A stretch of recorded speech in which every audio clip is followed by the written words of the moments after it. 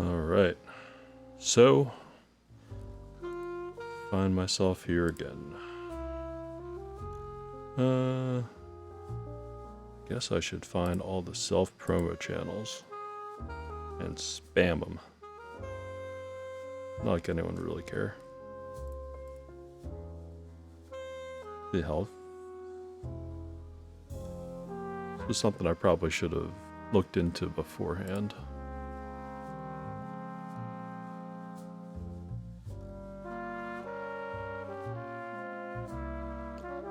Where did I see?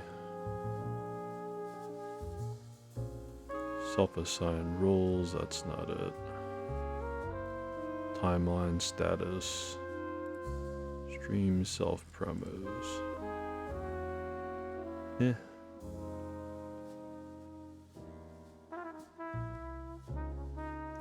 Guess I should write something up for that, right?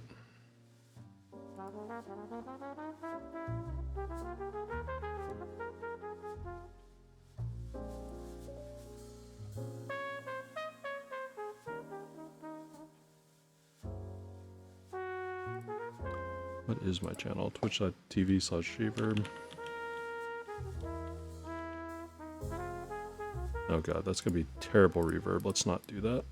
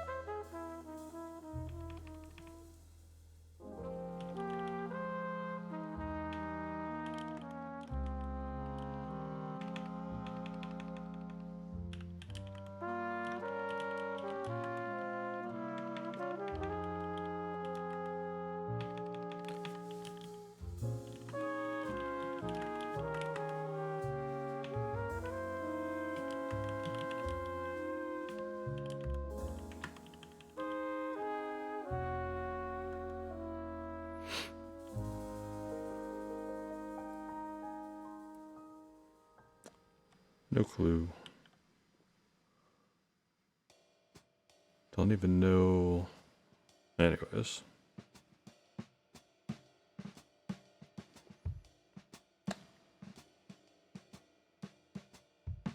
Ah, so I do need HTTPS. Oh well.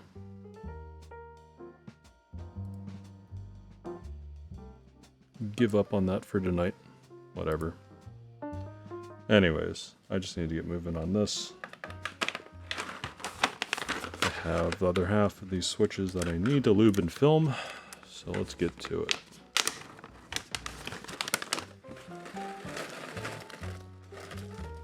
I need all of them, because I think I have 110 switches, so there's bound to be extras, which is fine.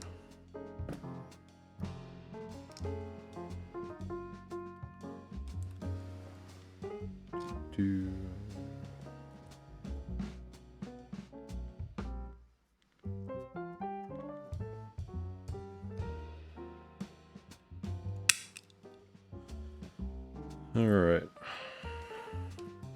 If I can get this done, that means I can get Keychron Q1 out of the way. Because then next I have to decide what switches I want to put in that VAST 60 round 2. I actually don't know what I want to put in that board.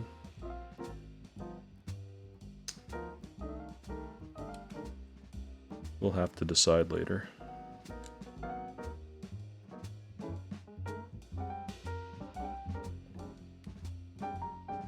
From all the early sound tests, well, it seems like a lot of those boards end up being thocky because people just stuff them full of foam.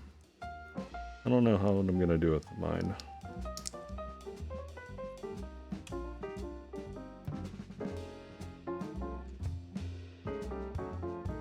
Guess I could just default with making it sound loud and clacky with like SP star switches, since I have some new of those in. I don't really know what I want to do with that.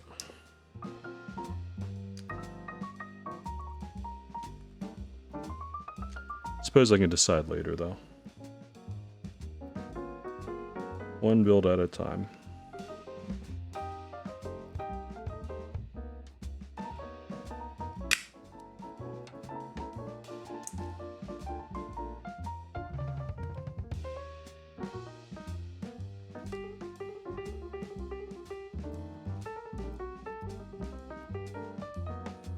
That one had a lot of grease on it. I know these come pre-lubed, but they're not very consistent, so I wanted to lube and film them.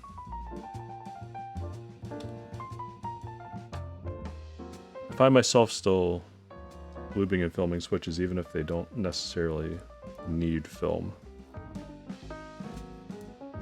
Guess I've gotten accustomed to it. They're super tight, like, I think the link switches were super tight. I don't think I probably should have filmed those. You can hear like the weird rubbing noises. Same with, actually now I think about the Boba U4Ts, they probably had the same issue. Probably shouldn't have filmed those. Huh. Guess some things I really should not be filming, but usually my default is to film things. Guess if it sounds bad, I'll just take the films out. That'd be a pain to do, especially if I'm thinking I'm going to be building a board. But better than having a board sound like crap and soldering everything in.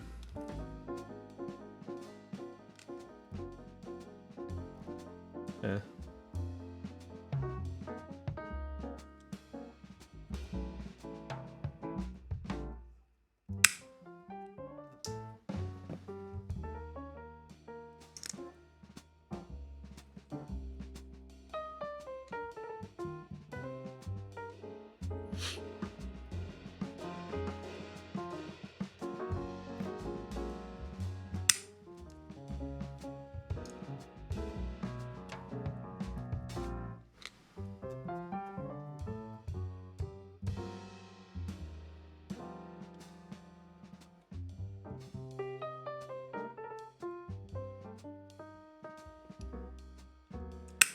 Alright. If I can get through these switches, I think I'll just need to do a few more then. I'm still thinking about doing black cherry pies for spacebars from now on, since I have like a whole 110 of those, just sort of, I guess 100 and, I guess 99? That's what's remaining in the jar, because I have 10 out here, and I used one in the Neo Keys build. Yeah. Guess I have 99 left. Anyways. Plenty of them. I'll probably end up using those in other builds. I seem to like it as a spacebar. You know, that was an old thing that a lot of people used to like to do. Have a special switch that they really like for spacebars. And I know it's something Shubes publicly does, so I can definitely understand why he would. It definitely has a nice sound for a lot of spacebars that usually would either sound flat or hollow.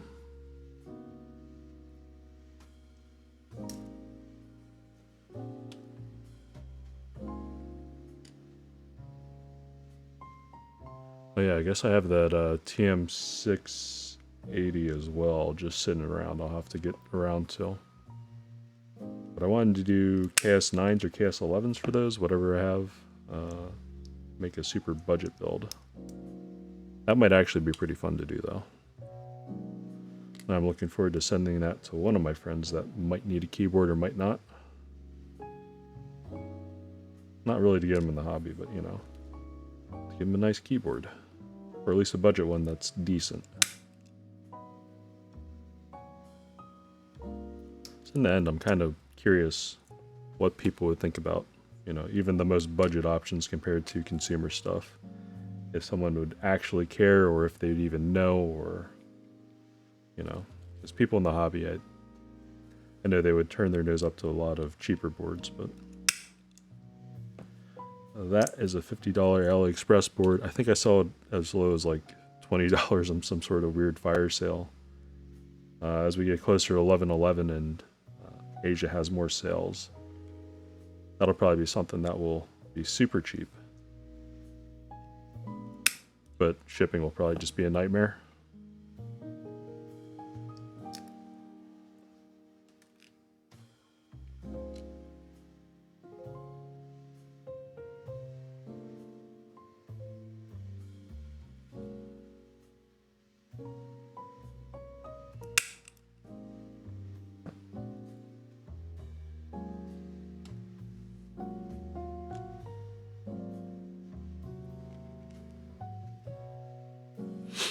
That reminds me. I guess I really should start.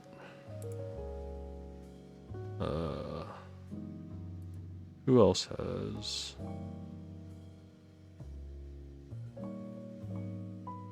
Roles, info, announcements, prototypist. Prototypist have it? No. Wait, what did I even copy? Where's Notepad?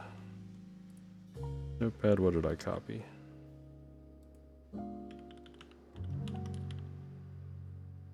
So if I type that in, that should actually take you to the site, right?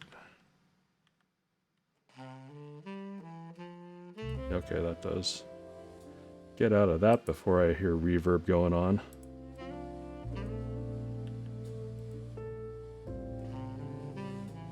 Alright. Don't save changes of that. Who else had self-promos? Just have a general discussion. I can put it in there. It'd be kind of a dick move. Put it in Final Mouse's forum and probably get banned from them.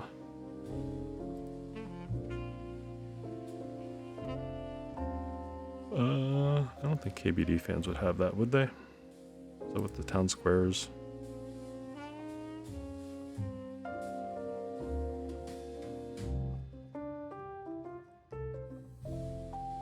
Theater service interest checks, no.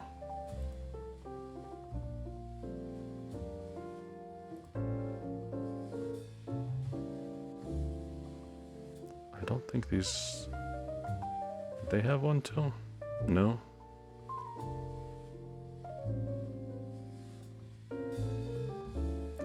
Who had self-promo? Gallery giveaway requests, links, members, Owl Labs. I don't think you guys had anything, did you? No. I know Gion had one, right?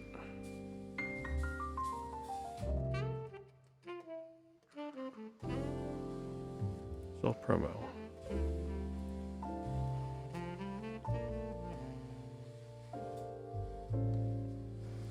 Hey.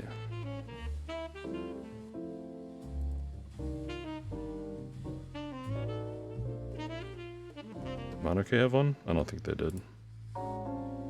Did Portal have one? Hey, they have a self-promo. Sure, why not? Let's just throw myself in there.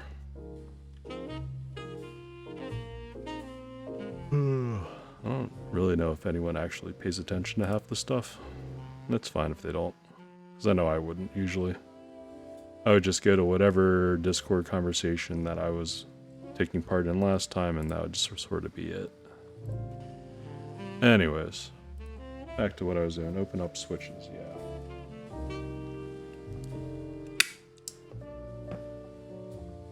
Hopefully I didn't hear when my daughter's waking up upstairs. That would be tragic. Wouldn't be the first time I had a super short stream though, but I do want to get this stuff done.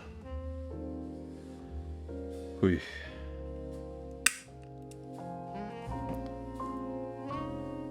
Alright.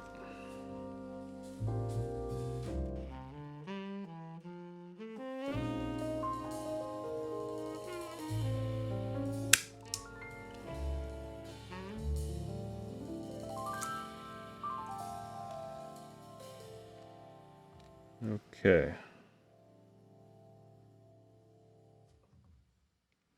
Almost done opening them up. Then I'll put the remainder in a bag, again, from Swag Keys.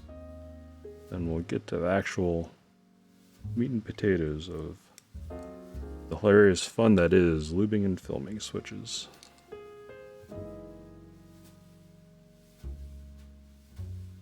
let's see, what can I talk about recently happened keyboard-wise? I guess Omnitype was pretty much the thing that I really paid attention to today with their Dracula extras. They sold out pretty quickly, and they were priced at like originative prices of like, you know, 180, 185, somewhere in that range for the base kit. Quite a bit. But it's not every day that you see a GMK set that's not white on black from drop in stock, you know? So I could see how people would cop that and it would just sell out super quick. But honestly, I think if companies are backing group buys like Dracula and other things or anything from GMK and buying extras to make sure either MOQ or they just have profit later on, I mean, I'm actually not opposed to that.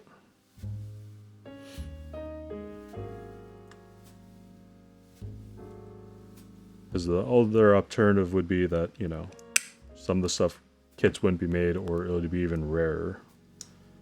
It's already super rare, so, you know, the aftermarket's going crazy with stuff anyways. And that's one thing that I've avoided so far altogether was aftermarket prices. Kinda just don't want to deal with it. Rather benefit the creators.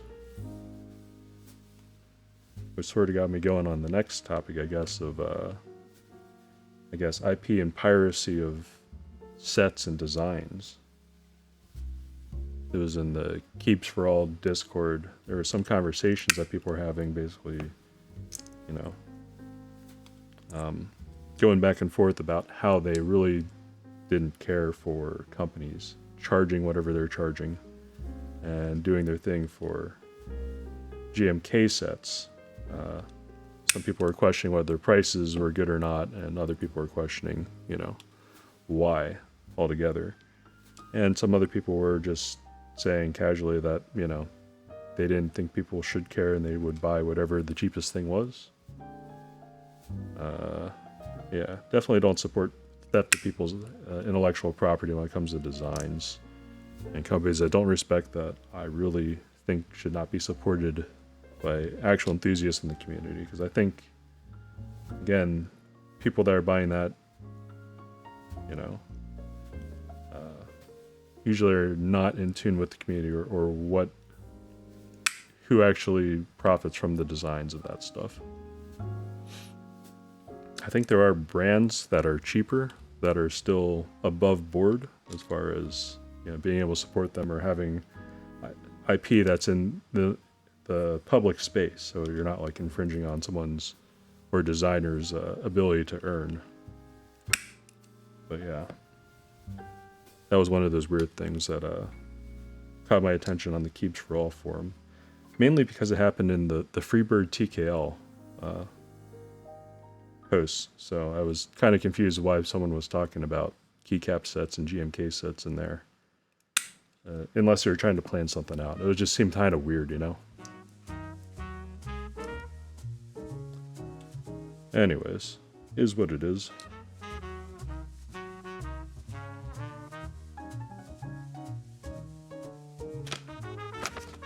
Alright, let's put the rest of these back in the bag.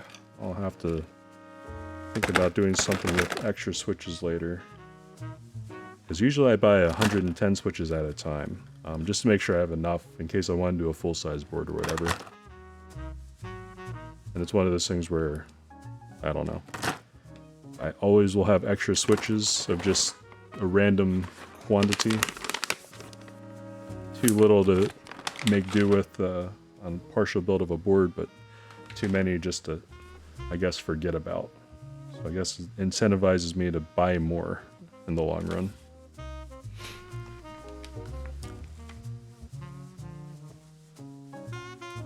But speaking of buying more, for the boards I'm already planning out, I will need to buy more switches anyways. And mix this around. And since I have a larger container, I'm using the lid as a lube palette.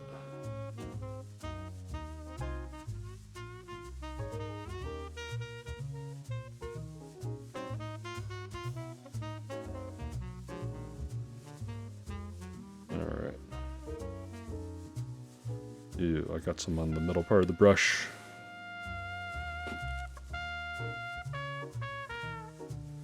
Grab a paper towel, clean that off. Otherwise that will probably bug me for the rest of the night. I don't want to touch that.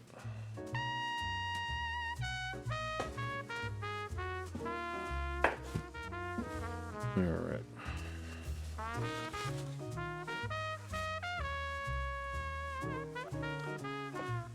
And onward we go.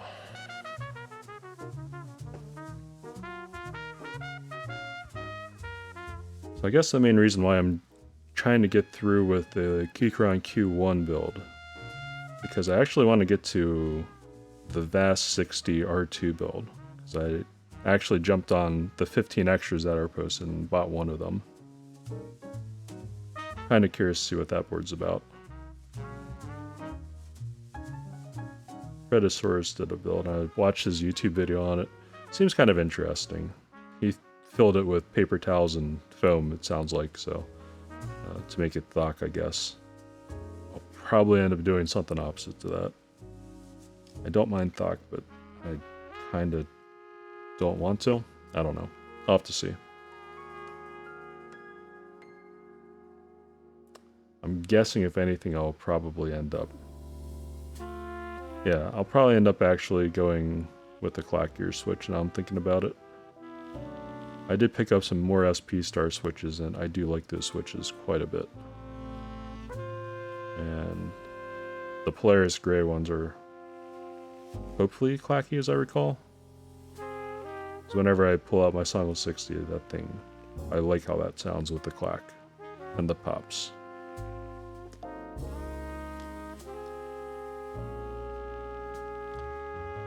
And then other things I've been up to recently in keyboards, I actually was able to get a B-stock frog, which I'm actually very happy about. Hypno. Why did I add verification? Good question. I don't know. I think it was because I read it was recommended on their website. Where is that? Settings, channel, is it channel? No, moderation, there it goes. And verification, I'll change it to some chatters if you've, first time verified chatters, verifying. I guess I'll just do email verification. I'm fine with that. I don't know when that takes effect.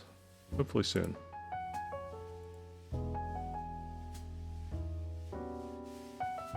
Overall safety, it has a half bar instead of a full green bar. Feels sad. But that's fine.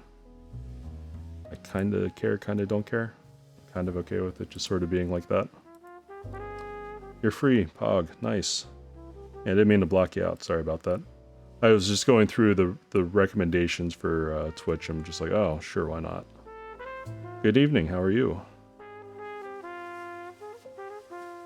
I'm just having another boring night of lubing and filming switches.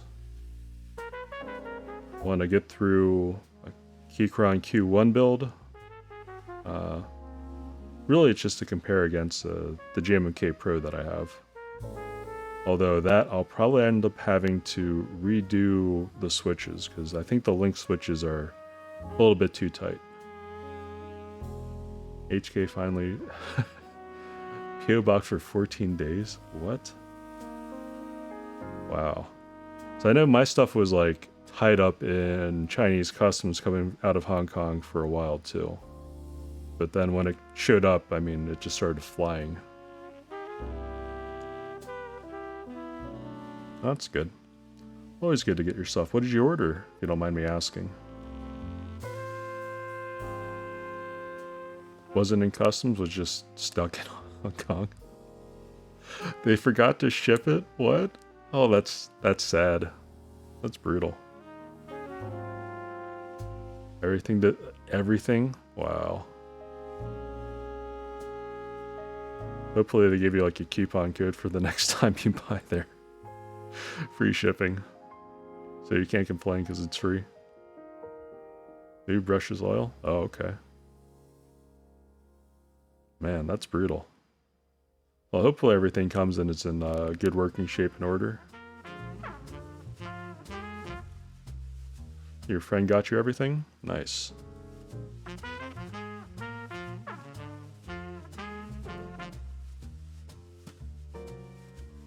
Ah. Even better. You get things, you get the local price. Whereas basically my wife will just talk about the super cheap prices that she thinks she can get from contacting her relatives and stuff. And I'm like, is it worth talking to your relatives? And she's like, I don't know.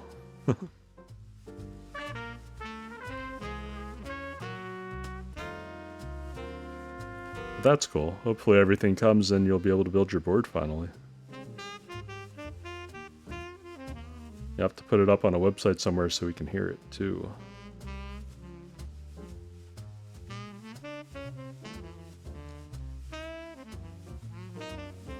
Nice. Excellent. Weekend's a good time to do a build. You forgot that's a thing?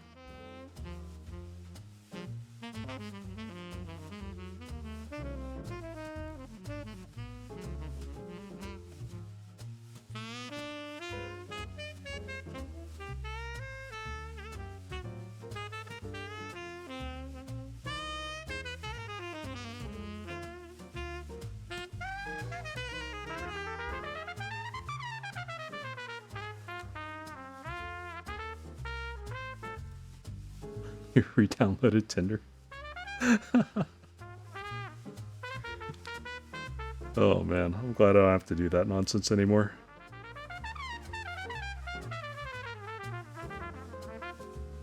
I remember I used to watch like young soldiers just do that. Your last account popped off? Nice.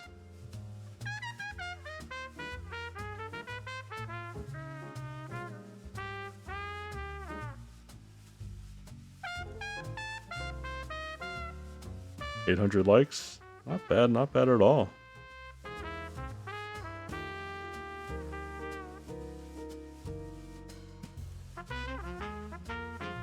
No, I was trying to plan out my next few builds.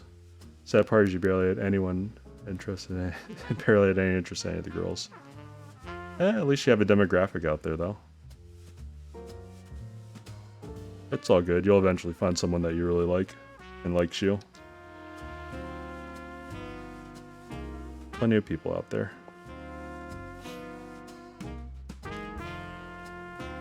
Anyways, I'm not even sure what keycaps I really want to put on my next build for the Keychron Q1. And to that extent, the build after that I actually want to get to, I'm not sure what keycaps I want to put on that either. I have a bunch of like random eBPT stuff, but yeah, so what do I have? Moto Light, Hyperfuse, I have another white on black set. I have a few GMK sets sort of waiting around for boards. Oh yeah, and the recent Omnitype, they had extras of Dracula that they put up for sale earlier today. Those sold out super quick. They price those at originative prices, which are usually in stock whenever they have them, and it was like $180 something or $185 for a GMK set for a base kit. I was like, whoa.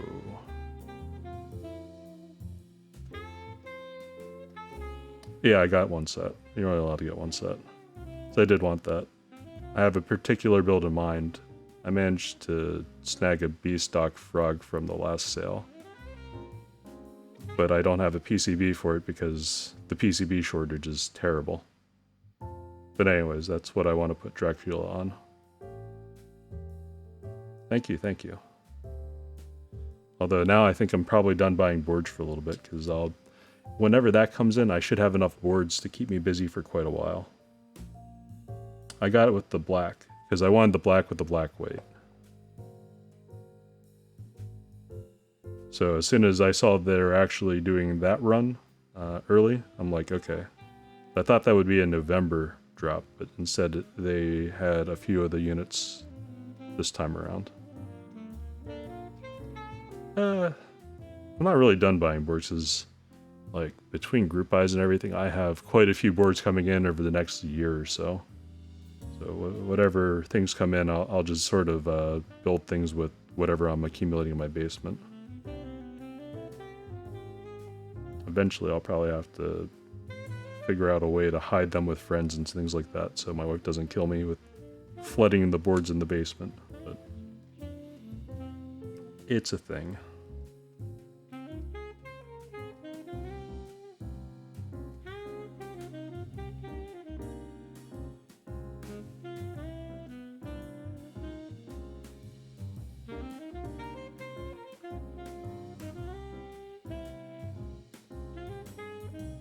Yeah, but the frog is the only thing that I think I have actually concretely planned out what I want to do with it.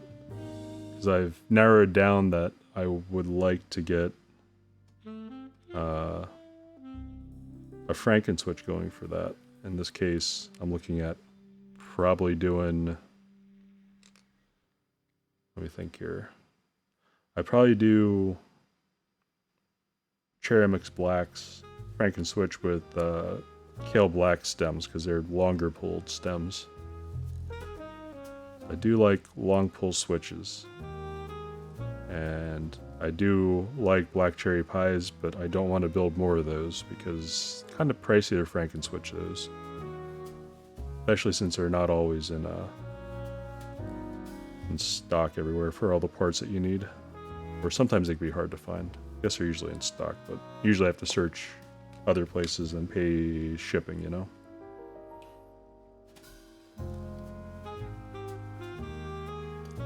Keep forgetting that you need lube and film? Yeah. What switches are you using, by the way? You probably already told me before, but I've honestly totally forgotten. I'm too busy trying to keep in mind whatever I got. Hippos, that's right. I think those probably need film. I'm trying to remember. I know, didn't Hippiotech do a review on those at one point? I'm trying to think who else used them.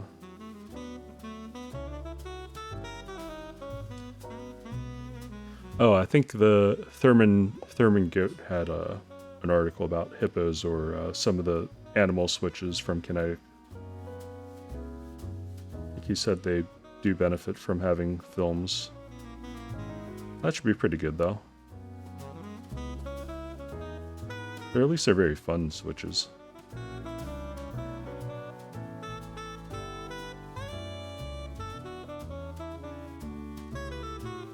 Sure. What do you need opinion on?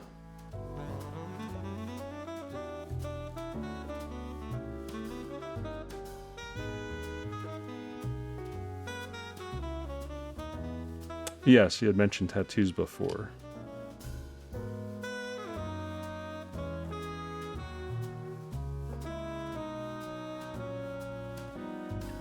But Pokemon is one of your all-time favorite things? Yeah? Sounds reasonable.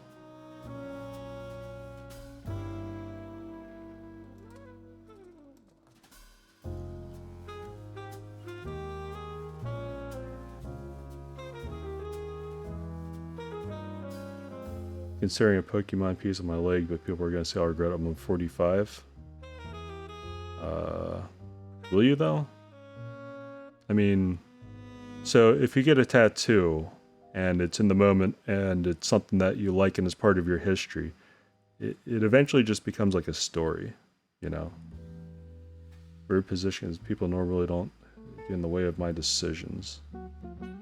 I mean, so I guess my question would be, what are you actually worried about? You know, it sounds like externalities in the future.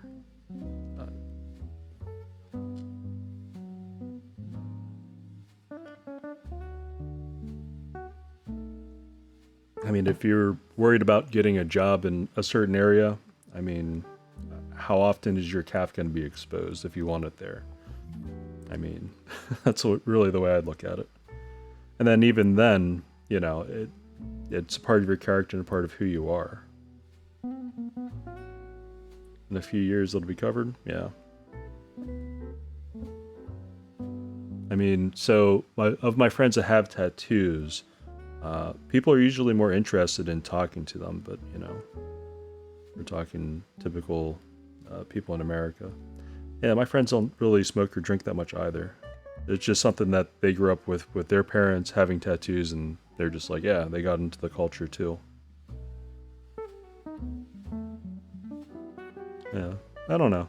Unless you're in a society that really, really looks down on it, or like you'd be prohibited from doing activities. But I mean, for the most part, it's a personal choice, and I don't think people really would say anything, you know?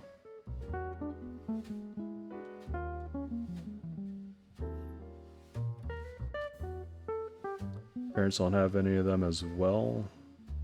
Yeah. Yeah, if it's something that you like, I mean, I don't see why not. Oh. I might need to go AFK for a minute here. My wife has just sent me a text message, and I might have to go do something, but I should be able to run back. I mean, if it's part of something you grew up with, I would just make sure that you trust the artist and you have a good vision and design. Because again, I think that whatever you put on your skin is really a story piece about yourself in a way. And if it's part of your history and growing up and things that you really enjoy, like, I don't see why not, you know?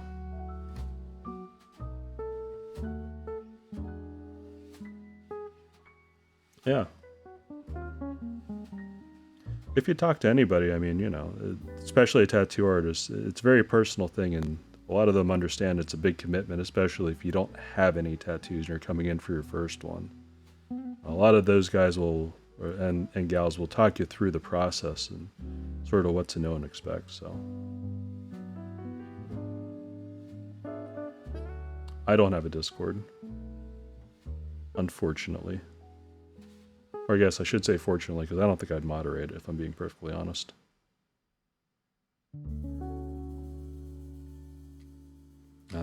Let me go AFK for a minute before my wife kills me. I should be back in a few minutes here.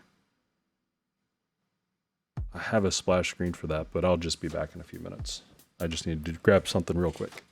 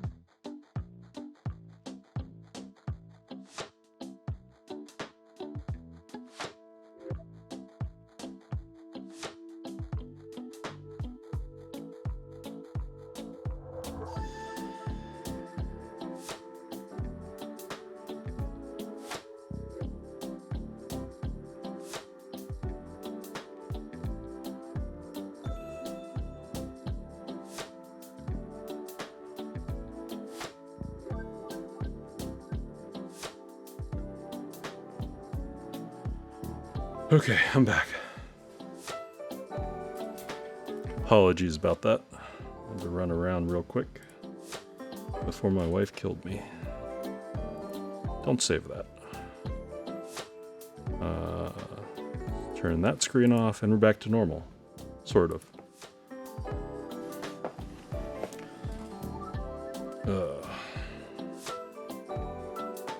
Whew.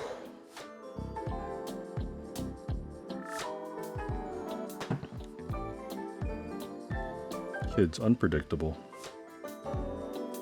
Never know when one will wake up and then my wife will be like, get formula. Oh well.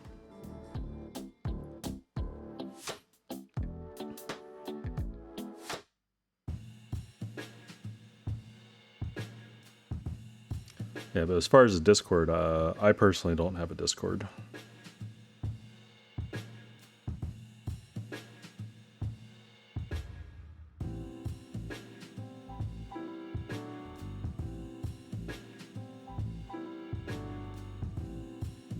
Guess I could share my actual username if you wanted to PM me, I guess.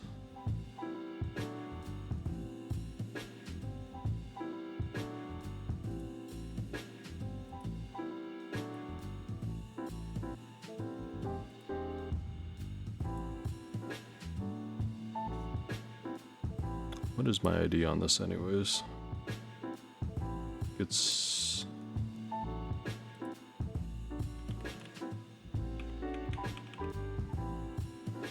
I think that's my ID.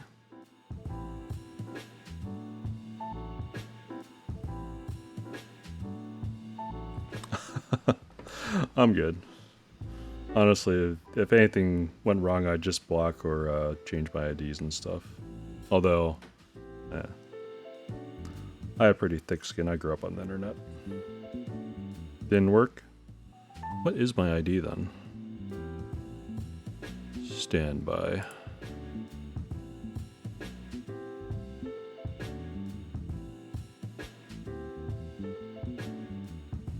I'm pretty sure that's my ID though. It's what it says down at the bottom of the screen. Copied. Paste. Does capitalization matter? I don't know.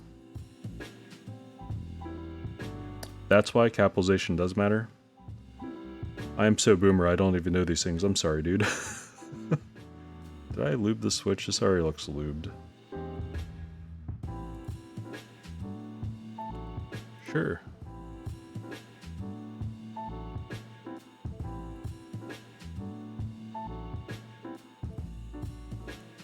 Ah, you're also part of the Geon and Swag Key servers. Nice. I think I already lubed the switch though. I have a ton of lube on my brush.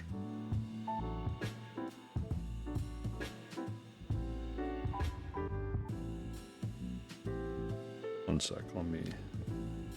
Since I'm not sure how much I put on here. You already have a decent amount of ink on your arm. Ooh, that looks nice. Architecture and classic Roman or Greek. That's actually pretty sick.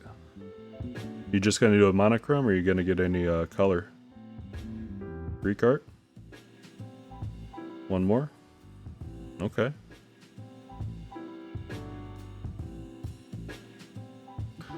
Ooh. That looks pretty sick, I gotta say.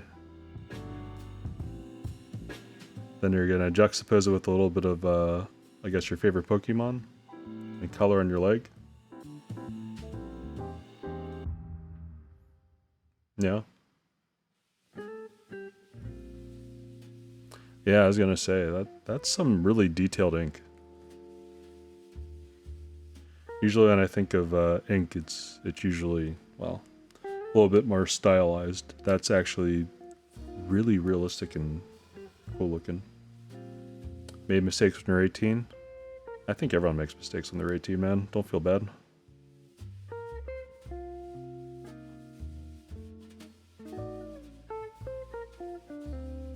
I mean, even if people make mistakes, like it's something I try to drill into my 4-year-old's head.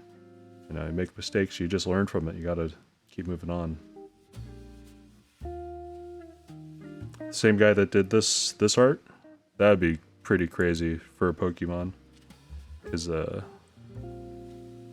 what? Okay. I could see why you do this. That whole mural with Ash Pikachu. Holy shit. Card or actual picture? I don't know. How many hours does that even take, though? That's gotta be like... I mean... That's a lot of color, that's a lot of shading, that's a lot of line work, and yeah.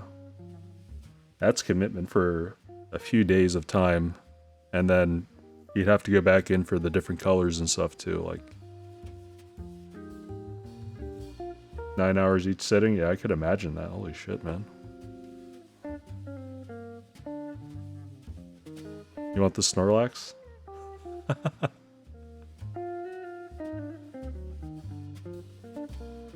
I think that'd be pretty cool. All-time favorite? That's your favorite card? Nice.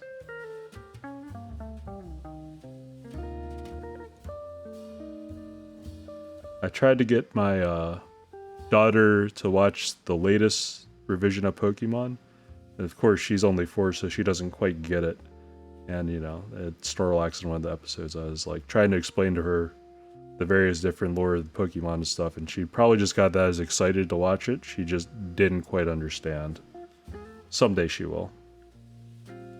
Can't watch anime, it's not for me. I don't know. I have to find some way to get my daughter sort of mentally engaged, because otherwise she just would speed through all the prompts, because honestly at some point I'm looking at games like Pokemon to sort of be, I guess, a cooperative playing with her, and just, you know, working through games with her as some of her first games. That's beyond just like Mario Kart, you know? Anyways, I have high and lofty goals. Knowing me though, I'll probably just throw into shooters. Trilingual at a young age. So, she knows not to speak all the Chinese to me, but, you know, she'll speak Cantonese to the grandparents, and then she'll try to speak Mandarin to kids in class, in pre-K. She'll speak English to me, and then she's been trying to do, like, random Japanese bits. I don't. My wife does, and her family does. I do English. I do English not that well. I don't have the language skills. I can do a little bit of German. That's about all I recall from high school, though. I tried to learn Korean, and I think my daughter probably had learned more Korean from watching various K-pop music videos, so. Nice. Yeah, Mandarin's, out of the Chinese language, Mandarin's probably the most accessible, but that is still a hard language to learn. Like, I don't, that's a commitment, you know? 5 languages at one point? What? You'd have to spend your life in school if you're pretty much fluent in 5 languages, or even just to learn the basics of 5 languages. That's a lot of learning. I guess some people really just like to learn the languages just to travel and communicate with people. I think that's pretty cool. But yeah. Because people that learn languages quick, like, I knew a few of them in high school, but, you know. Yeah, you'd have to study abroad at some point. Or if you'd have to get hired on as an English language teacher in other places, I'd feel like. And even then, I don't think you'd really get a chance to practice whatever language you're there for. Usually you're just siloed into speaking your native tongue and trying to teach the kids how to speak somewhat natively. Which seems weird to me. I think if you're going and trying to teach in a foreign country, you're probably trying to learn the language too, and it doesn't seem to be a two-way street for a lot of people. Yeah, I think I had 2 friends that did Chinese language classes in college, now I think about it. And one married a Chinese lady right out of college, so they had been dating for a while. And I think that was the main reason why he really got into it. But he had learned, by the time he got out, he had like 8 different courses in Mandarin, and he was even getting pretty proficient in writing. Now I think she just does like motivational speaking or some weird thing like that. It's interesting. So she'll occasionally pop up on my Facebook stream. I'm not usually on Facebook. I'll usually say like happy birthday to people, so. You want to date a Korean girl, but you never see them in your area. Yeah. Depends on where you live. It depends on sort of what you're looking at and where you're going with things.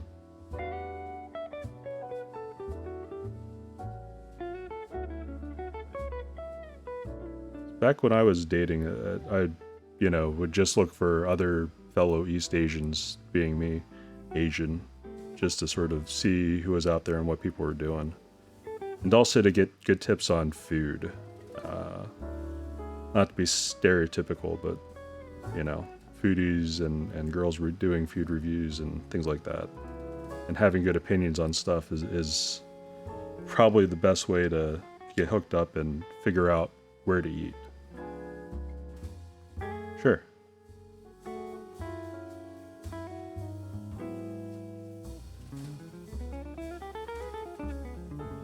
I think everyone's different. I think everyone has their own preferences. I think you'll have some people that are into, pretty much anybody.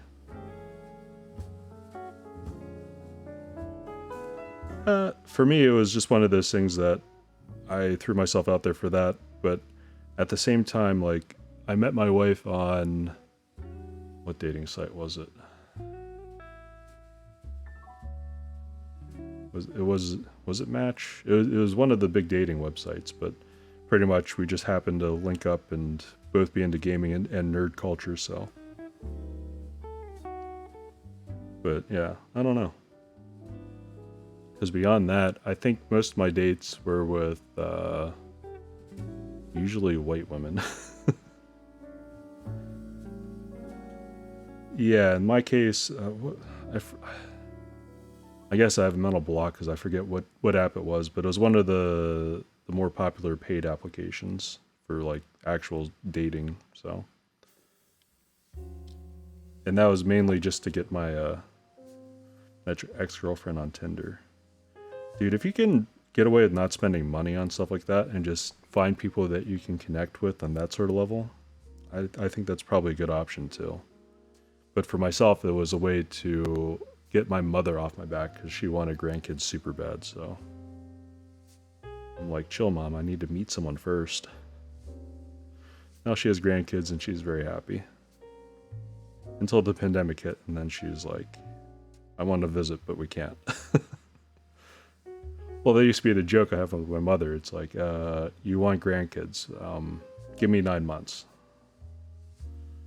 Beggars can't be choosers. But luckily, it didn't come to that. Took my time, found someone I actually clicked with, and, we're pretty good. And a lot of people, it seems like they're in a rush. My advice would be if you're single and, you have a fairly comfortable lifestyle, even if you do have a significant other, just take your time. Unless you're getting close to 40 and you're worried about having kids and stuff like that. But at that point, I think you'll probably already have your answers for yourself in life. But no need to rush. Take your time, enjoy it. Getting there's half the fun. People you can talk with? Yeah.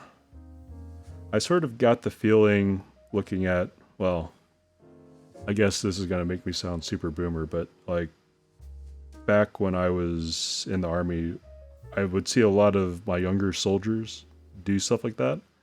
And it was just one of those things where, I don't think they were really in it for a long-term relationship for the most part. Let's just put it that way. Uncertain about kids? I don't know. I think when you meet somebody, the perspective shifts and it changes. You know, at that point, you know, when you're looking at settling down with somebody, you have a better idea of who you are, who they are, and what your aligned goals should be. So, or, you know, you could just have a kid. That's fine too. Happens to a lot of people. You fear divorce.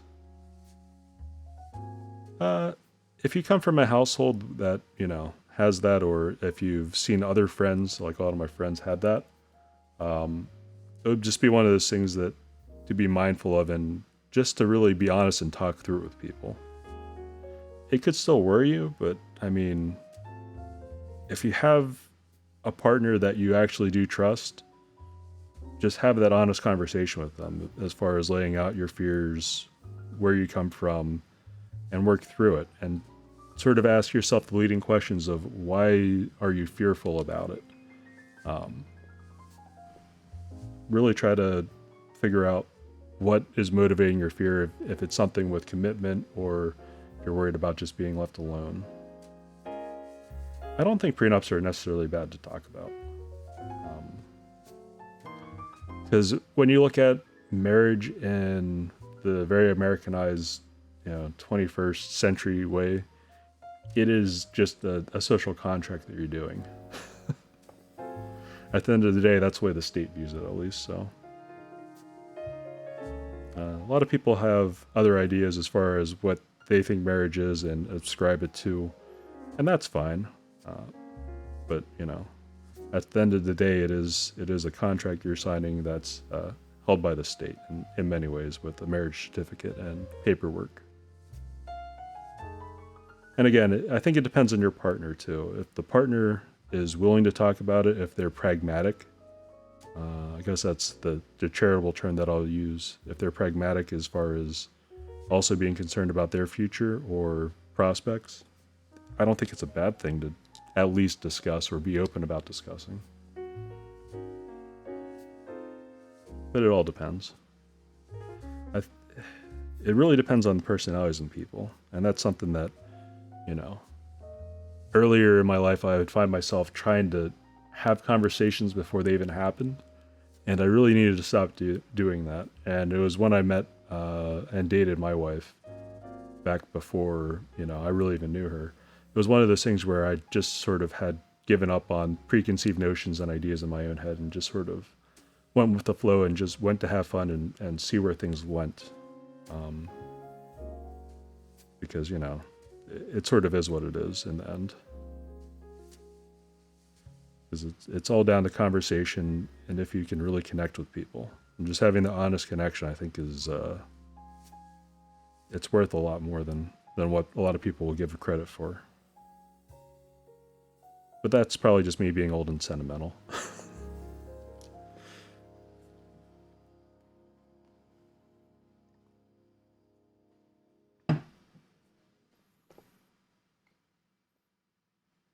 Voice chat?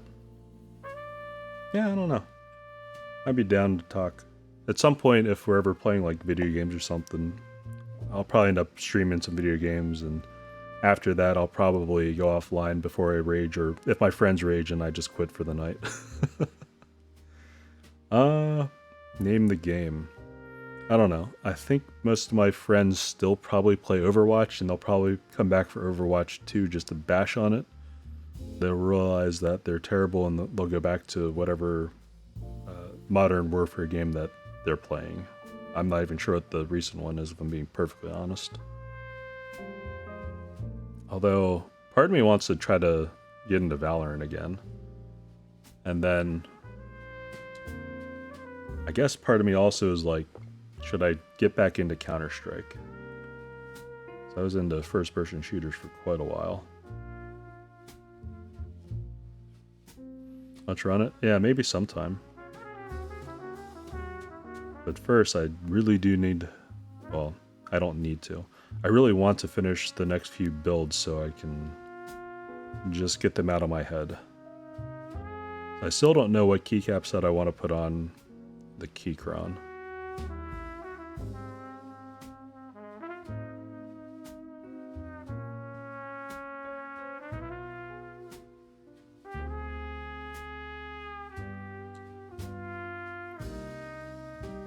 Options. Well, what do I have in... Hold on. Let me throw up a web page on my own screen real quick. Filter. Filter 2. It would probably have to be a GMK set that is in...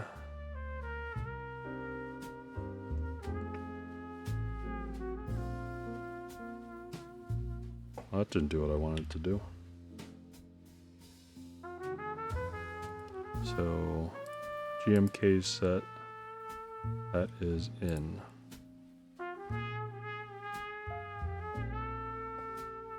Okay, now filters are not filtering the way I want them to on the spreadsheet. So I have Moto Light in, I have a white on black set free. What's it? Oh, that's what's wrong. It's filtering that. Clear. I want to see everything.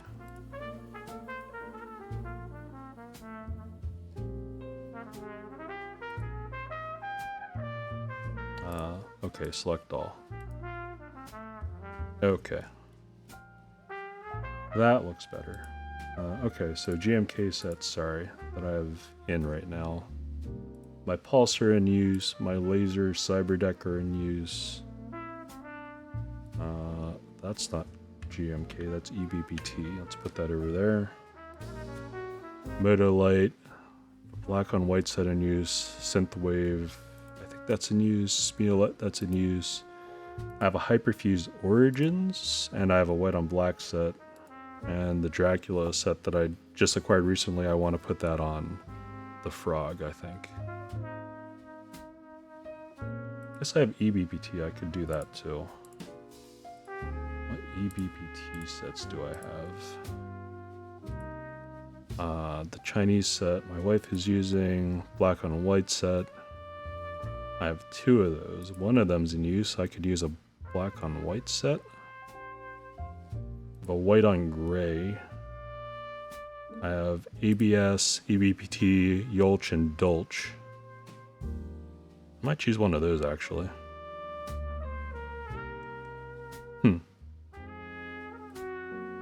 I might do that.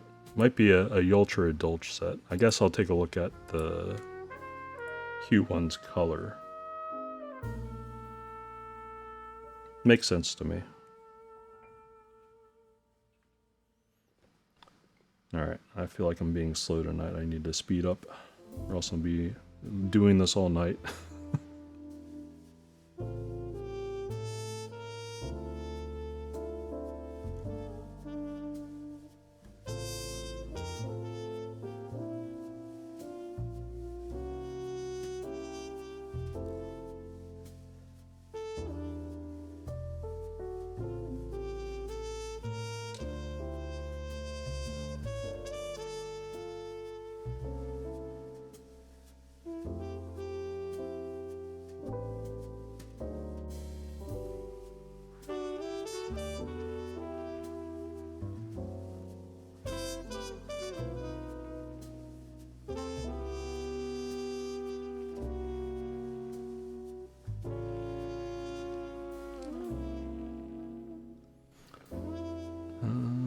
Alright, next up are films.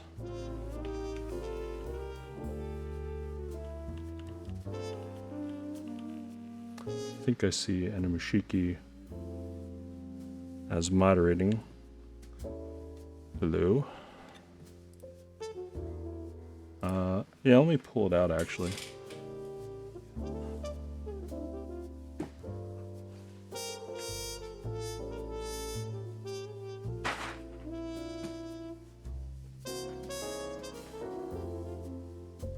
Set is this? Nope, just saw you, man. Saying hi. Thanks for being here. I appreciate you. Yeah, I'm thinking maybe this on Keychron Q1. EBBT. I'll probably end up putting that on the board, I think. I think that'll look nice. Because I think I got the gray board. Actually, I didn't even open it up yet.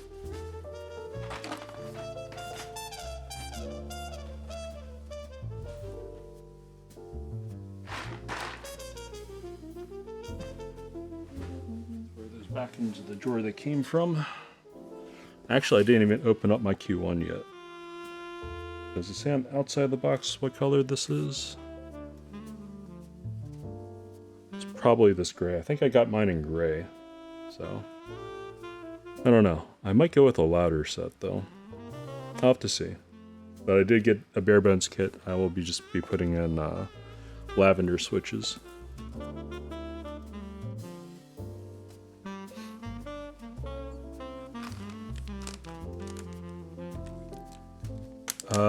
Yeah. I'm probably going to replace them with Gateron inks. I thought about just using them straight up, but I'll probably still end up replacing them. Figure I'll try to give them the fairest chance I can, because I used Duroc V2 stabilizers in my GMMK Pro, and I think that's probably the most apt comparison between the two.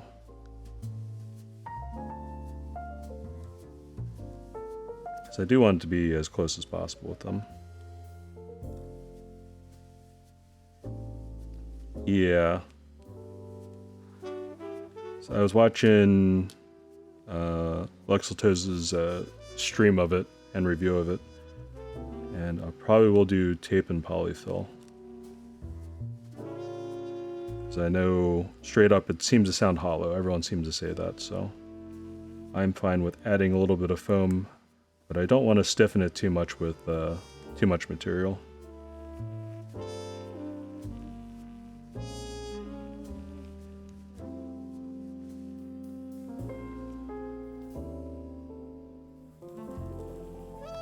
I'll have to see. I'll probably build it with nothing really going on in it first, and then if it needs more, I'll put the mods in it.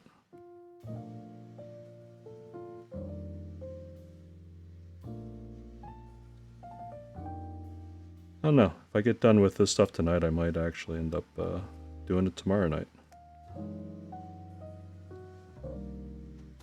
And again, everyone else is probably streaming tomorrow night because it's Friday night, so whatever. When I get around to it. I just want to get that done, because then I picked up a Vast Round 2 extra board that was just sitting around. And I wanted to play around with that one a little bit.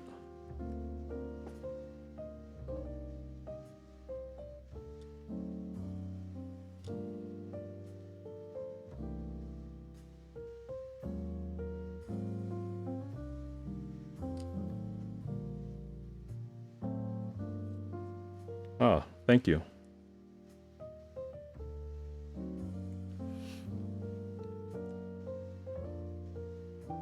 Although it's a hot swap build, so it'll be pretty quick and easy, I hope.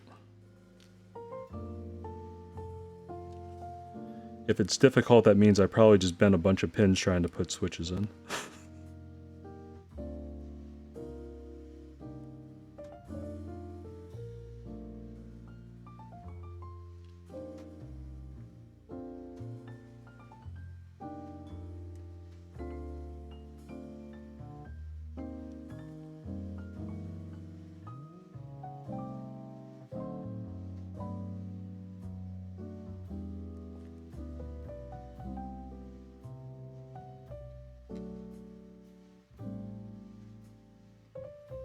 Alright.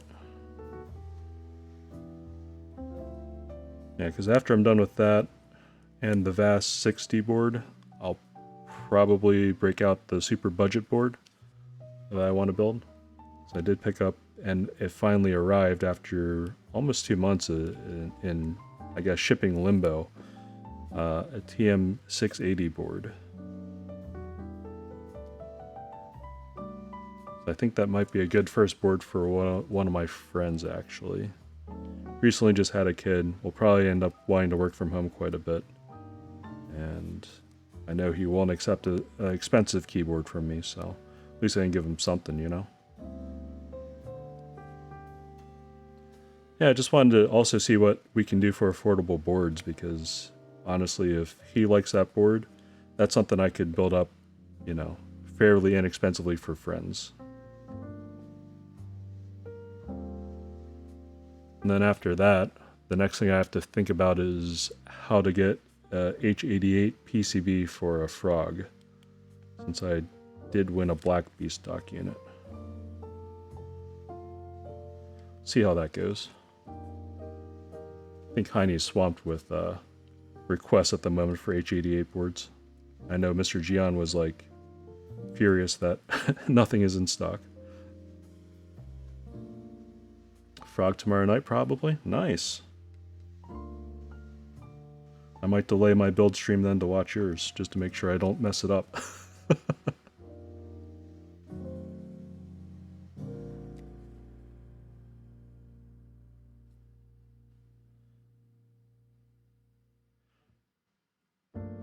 Your second time building a frog? Certified expert here. I can learn from you. Commission frog build, so you know what to do? Nice. I'll probably tune in then. I'll probably delay my own build for a day and make sure that I get the knowledge. Yeah, we'll do.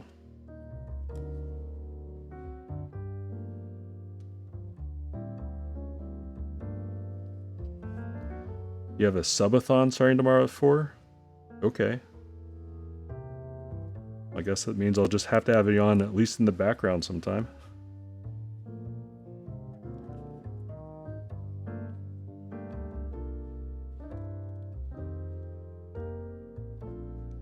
Just have to make sure my daughter doesn't steal my phone.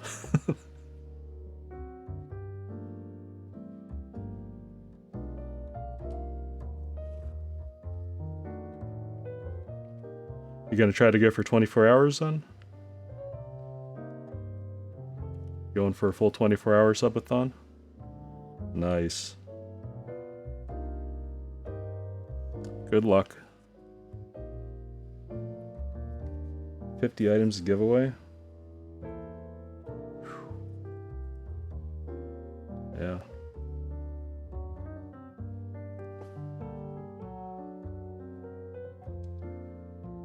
Sounds like good fun. I'll definitely show up. Enjoy shipping them.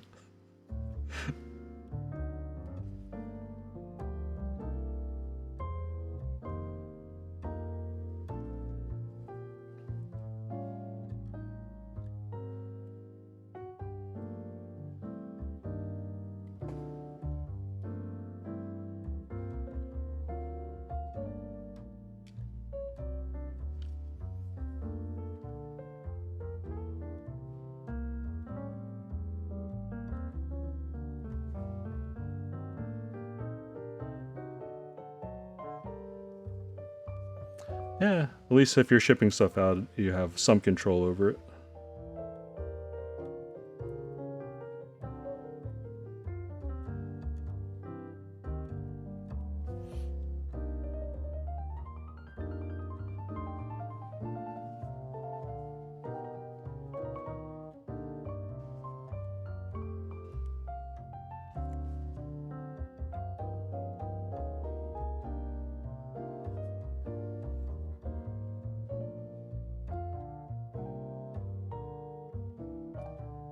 Leg day? Still on fire. Yeah, that sounds like leg day.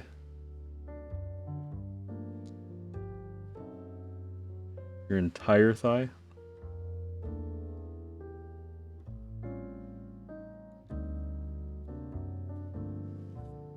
Man.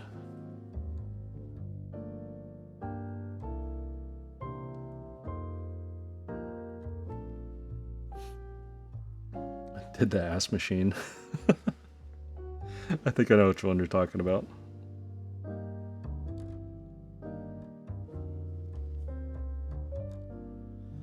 I don't know. Back when I was super active, I was pretty big on doing plyometrics. I used to do Well, because of both wrestling and ice hockey. I did 2 winter sports. I don't know why I was so sadistic to do that, but yeah. I ended up doing a lot of plyometrics, jumping on boxes, standing off things, and things like that. I'm not that tall. I'm just like 5'10", 5'11", or something like that. I basically just played defense and like smacking people. It was like high school, so it wasn't super competitive for me.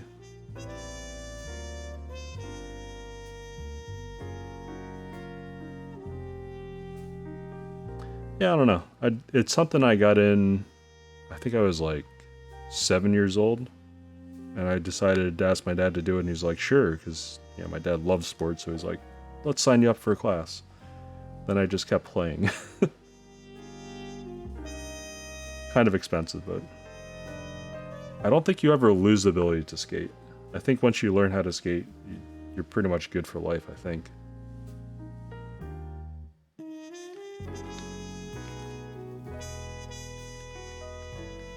The last time I did it was like right before the pandemic. I went out with some friends to a local ice skating rink, and it was sort of just like muscle memory of, oh yeah, I'm fine. And then my friend was like dying because he had no strength in his ankles at all.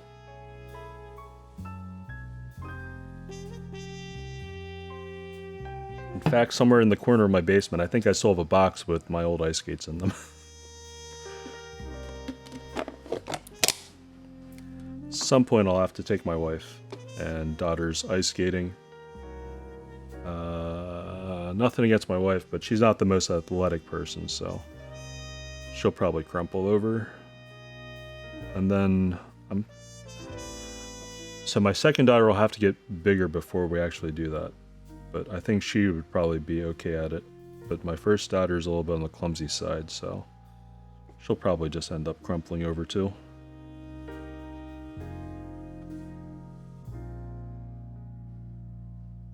That's fine, no shame in that. Not everyone can be 100% athletic as long as they try and have fun. Opinion on something else, taking springs, putting them in a container, oil works. Yeah, that works. So the idea with that is you're putting enough oil and shaking it around and then massaging the springs. And that definitely will get oil where you need it to go. I tend to just brush lube because it's middle of the night here, and if I put them in this container and shake it around, someone will probably yell at me from upstairs to keep it down.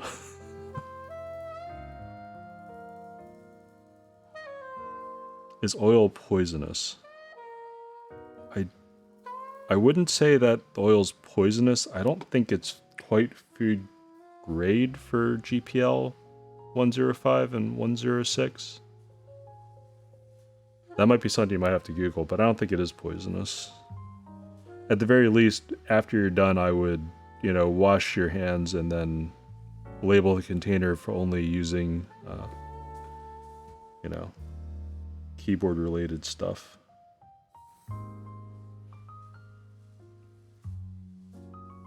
Then you lick your fingers? No, you should be fine. As long as you're not doing, like, leaded solder and then licking your fingers, you'll be okay, probably. Still, recommend washing your hands.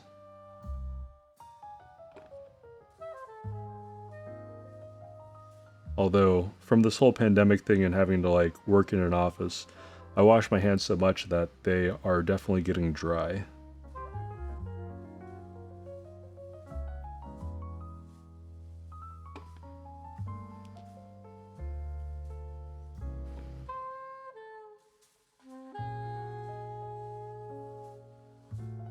But, beats alternative. I don't want to get sick with the disease.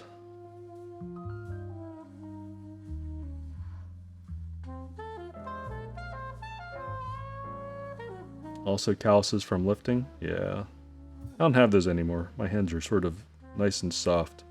I have to lift up my kids, so that's a bad excuse. It's a bad excuse and I know it.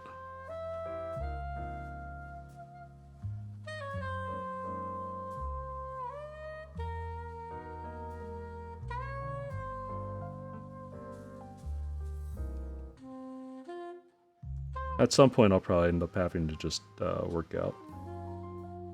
Hands are soft, yeah. So it was one of those things that when I stopped working out and you stop, I guess, wearing down your hands, the skin, you actually get more ridges and it feels rougher. And then as soon as you get back to working out, before you get calluses, they actually do turn nice and soft because you're like wearing your hands down. Yeah, nice balance of softness. I do agree.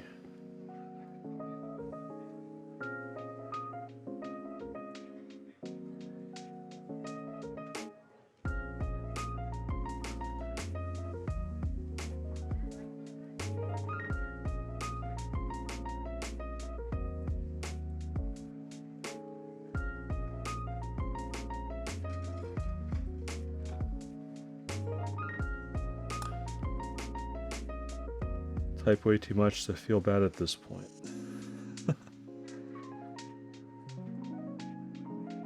I don't know.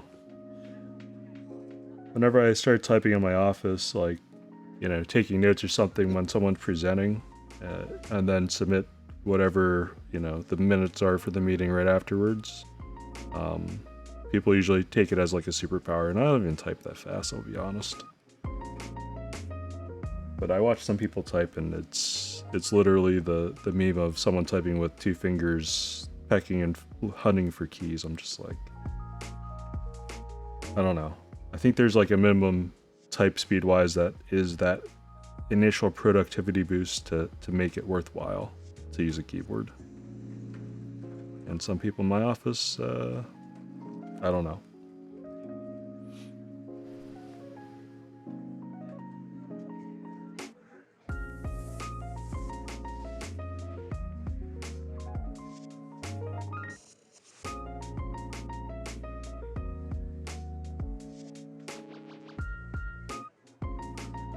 Nice.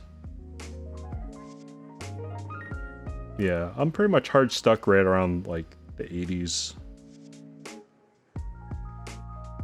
But I'm pretty consistent at the speed I'm going, so it's not that big of a deal for me. I don't feel like I need to train myself to be faster, although over time, just from practicing and typing and doing things, and like grinding keyboard just for accuracy, you know, it's something that I'll keep training over time, but it's not something that I'm 200 word per minute. I don't think I can think that fast anymore. My internet boomer brain just would explode.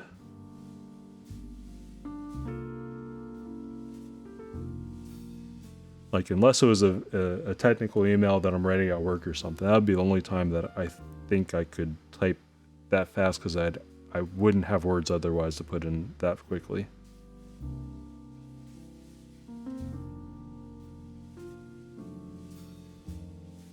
But I guess if you're just typing gibberish on like monkey type or something, I guess that's different, but still, 200 words per minute's fast. Too fast for me.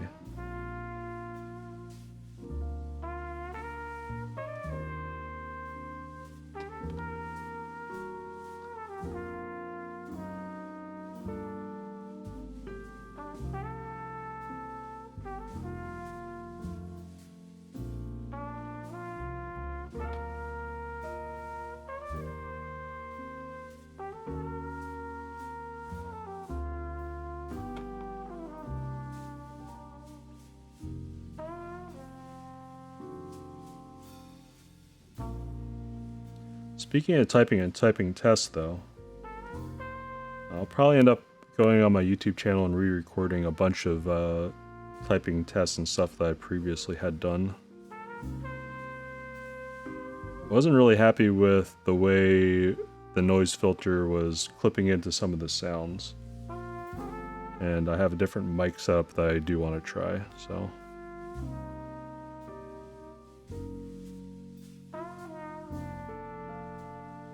Then the other thing I noticed, it seems like a lot of people were normalizing the volume of whatever their typing test is online. Or at least that's the way it seems to me. I'm not sure what they actually do. Your thighs still hurt so much? I'm sorry, dude. I can't help you with that.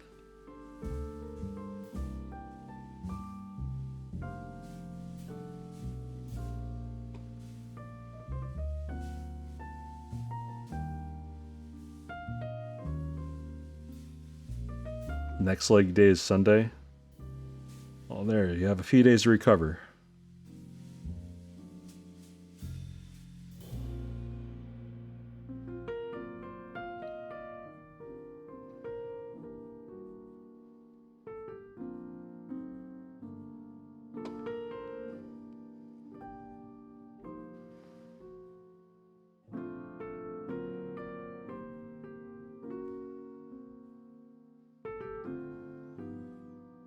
Alright, I feel better about this night already. I figured out what keycap set I want to use.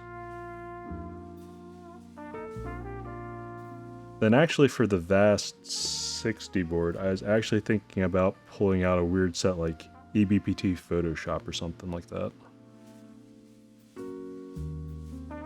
Just to have something strange.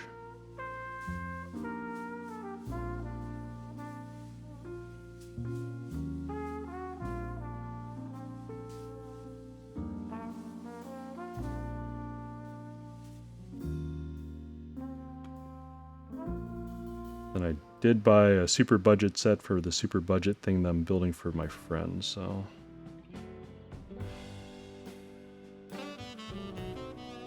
Man, that's another thing I've been thinking about. Not a lot of my friends really know anything besides a full-size keyboard and like maybe a TKL.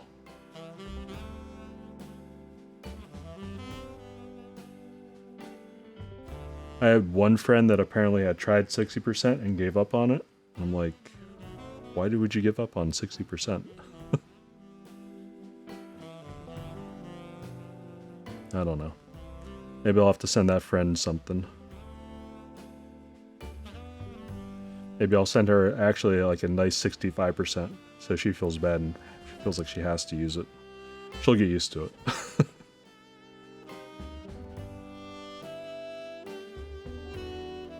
Actually, come to think of it, especially for gaming, because I think the board that she has right now is a full size.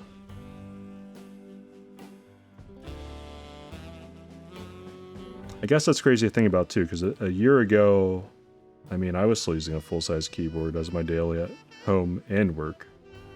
I couldn't imagine doing that any longer, though.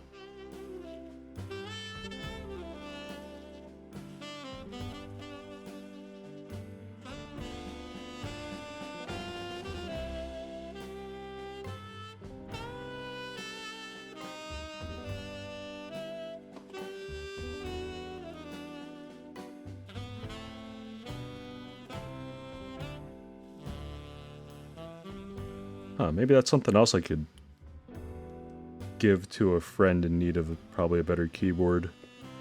That Tofu 96 that I built for myself without a plate that's sitting in my office, not being used because I keep bringing in other keyboards to use. Because I'm gonna guess that some of my friends would really like a tactile board. As much as I would love to just give them a linear board and just have them love it too, they'll probably want a tactile.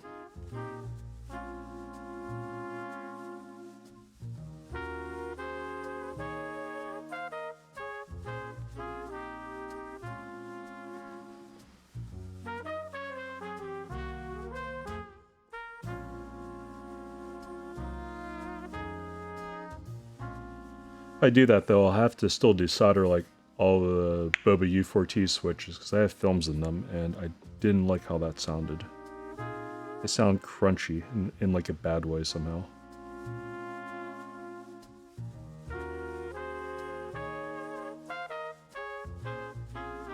I don't know if it's just something with the batch, because I think, yeah, now I think about it, Wildcats had a batch of squeaky and weird sounding U4Ts as well. So I don't know if it's just maybe a batch or two that came out of Swag Keys in Korea.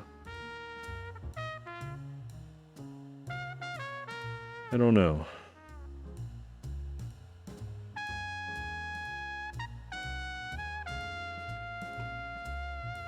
Well, first step would be bringing that board home and then tearing it down and seeing what is what.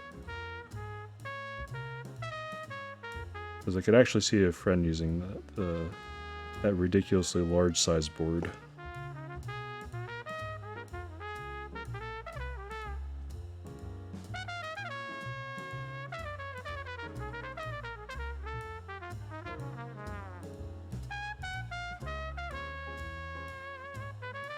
Speaking about larger sized boards, that was another thing that I guess I learned a week and a half ago or whenever they posted on KBD Fans.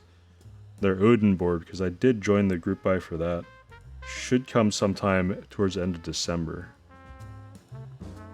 So before that point, I need to actually do a science experiment, desolder the clicky green switches that were in my old WASD code version 2 board, and see if I can throw the stems out of those and put hyperglide stems inside of the old clicky housings. I do want to try that out and see if I can just repurpose those switches.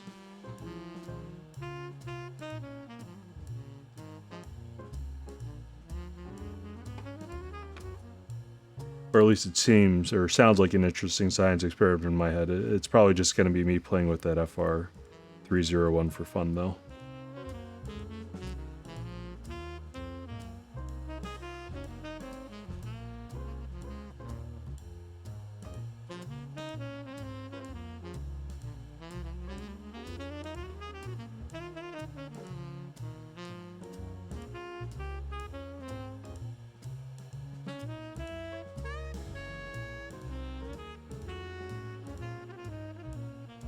I guess the backup switches would just be hyperglide blacks then if that didn't work.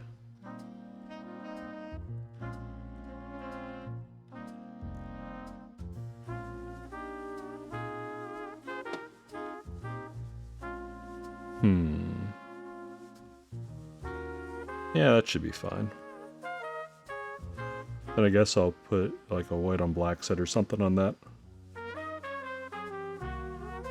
Keep it as inconspicuous, office-friendly looking as possible, just in case someone would want to yell at me for having a non-standard keyboard at my desk.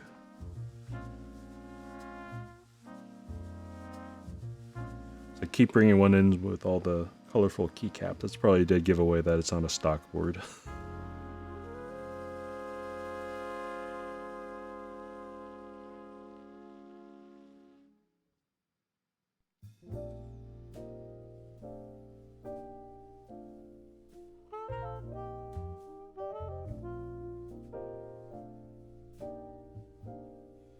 Not to be too boring talking about things that I probably will buy for my own office at some point. Glorious has announced their wireless gaming mice in the minus sizes finally. So they have their Glorious Model O- and Glorious Model D- in wireless now, finally.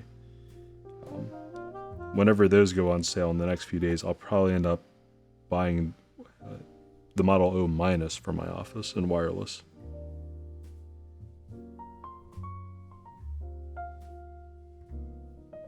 Although the wired isn't heavy by any means, or at least it doesn't feel restrictive to me, the final mouse has spoiled me for wireless mice, and I think I have to go with good wireless mice from now on.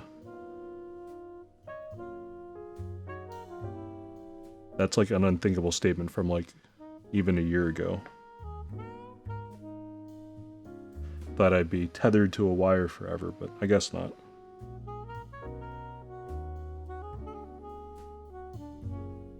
Times are changing, and I'm fine with that.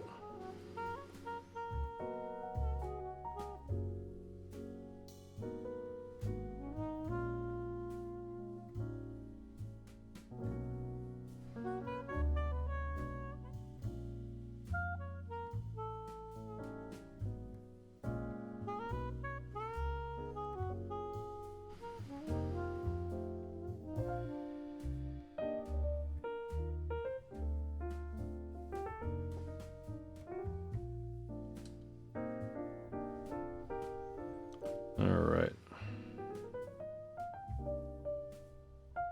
Still here? Cool.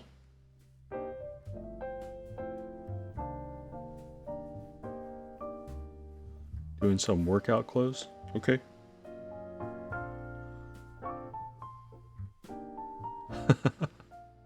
All good, man.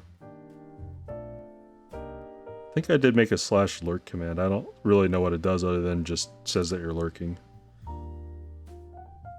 /work !lurk. Something like that.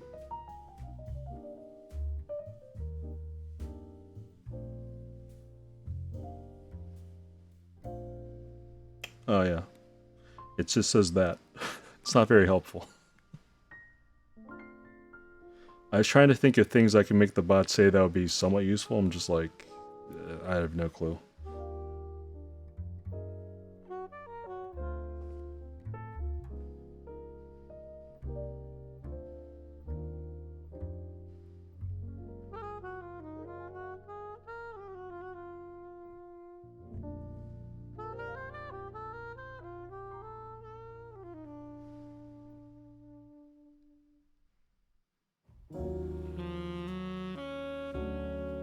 Alright.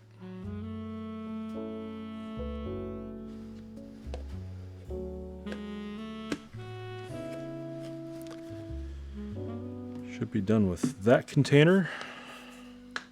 Ooh. Crack my wrist of all things. Alright. Stem time.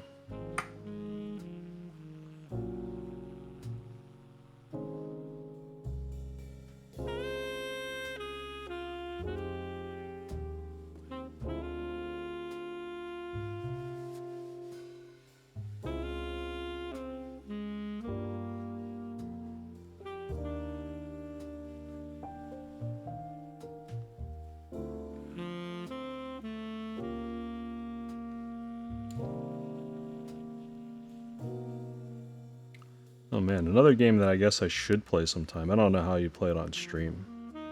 Because it's a single player game, and I guess you could multiplayer with people, but I don't have any of my friends that are playing that game.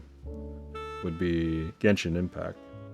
Because that's a mobile game as a dad that I picked up that I will play from time to time. And I'm not up to date on the storyline in Quest. So at some point I might actually have to do that. Don't know how I feel about streaming it. Probably would just do it just for fun though. That's if I run out of keyboard stuff. And I hope I have enough keyboard stuff on order at least that I won't have to do that. Or if I do, it'll be a choice that I want to make to do that. And if that were really the case, I'd probably just try to get my friends together and play some shooter.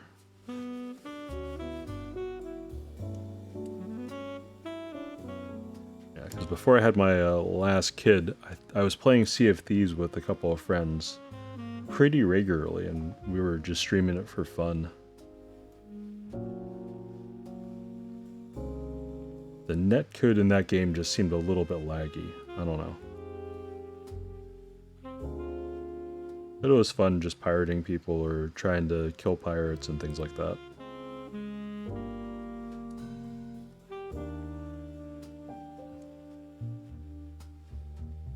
I guess out of a 4-person crew, I was more prone to jump into PvP, and one other friend was more prone to jump into PvP.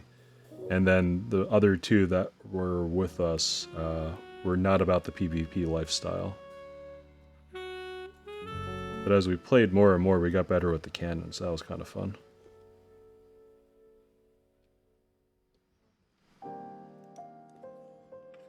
Then the other game that they had picked up a while back, I'm pretty sure they dropped, was Deep Rock Galactic. With the space dwarves, I guess, doing dwarf things, digging tunnels and stuff. That was kind of fun. We had a slightly different group of friends that used to play D&D together. We actually jumped in on that. Although at some point I would love to get that old D&D group together, and although some of them might not 100% want to stream our content, getting the old group together and streaming that I think would be kind of cool.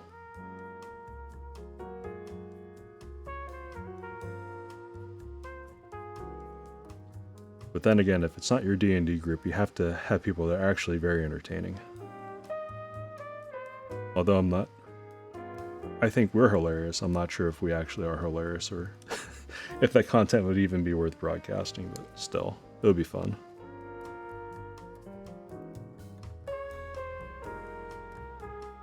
As long as we can get people not to just try to play D&D lawyer for the entire night, I think it would be a pretty good time.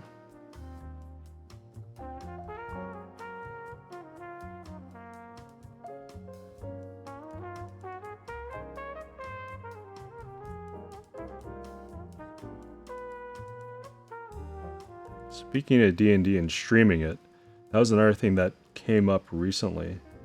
I'm still somehow subscribed to JP McDaniels. And I was reminded of the good old battle days of, I guess just the good old days now I'm remembering about it. When Jeff and Control Robinson was still alive, and he was playing with that group of friends and streaming the real roleplay games. Might have to dust those off the VODs on, I guess it's at JP's channel on YouTube, and watch that again sometime. I don't know. Just has a feel good vibe to me.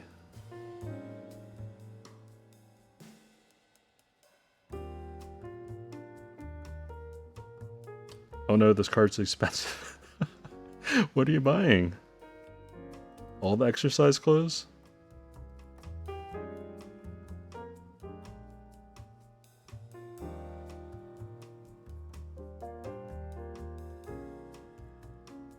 Gymshark clothes.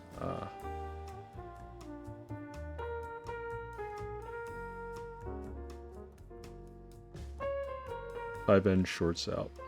Grab some long sleeve shirts and short sleeve shirts. Yeah, some of that stuff gets expensive, especially with some of the newer materials.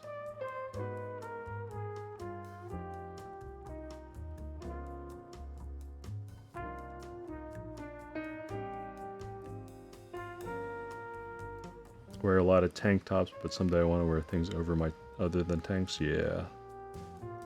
I don't know. For myself, I guess this is just my influence of being in the Army. I would just usually wear their PT shirts because they have a short sleeve and a long sleeve shirt.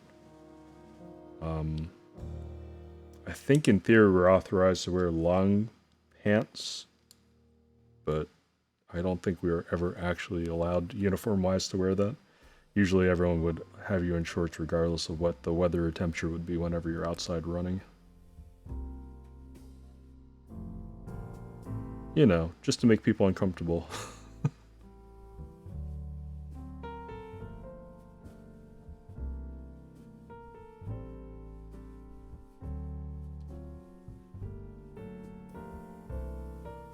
Yeah, I don't... Last time I actually had to buy anything for working out that wasn't just, you know, extra Army uniforms was a while ago. Most expensive part of the one to try their zip-up hoodie. Yeah.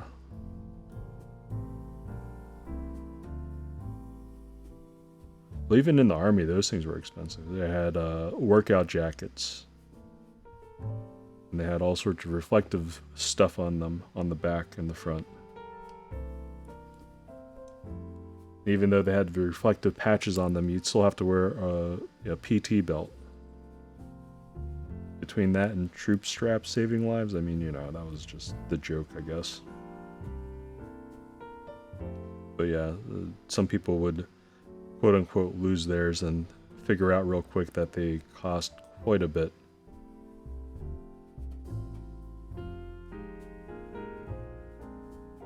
So I can imagine if you're buying something commercially, it would just be even more expensive. So good luck with that.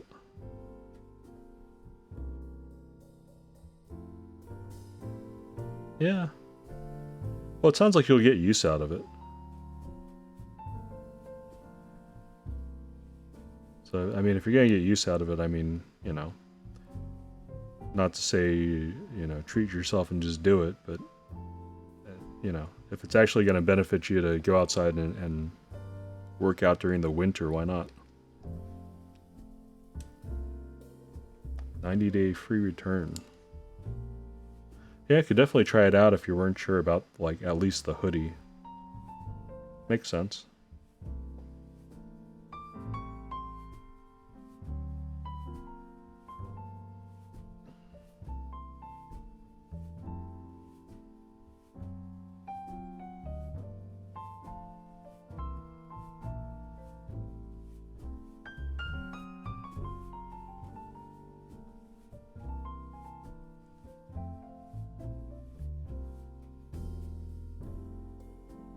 Man, somehow in the back of my mind, I can just hear my wife gloating if I was to complain about this to her. oh, I can get that in Chinatown for, and then she'd say some ridiculously low price. Wanted more tanks, but they don't have the ones I want in stock. Yeah. That show your obliques? Nice. We got the muscles, and guns out, suns out. Suns out, guns out? I said that backwards somehow.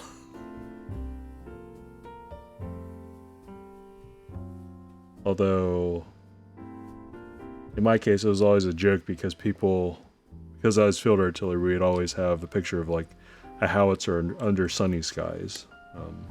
That was sort of be our joke apparel.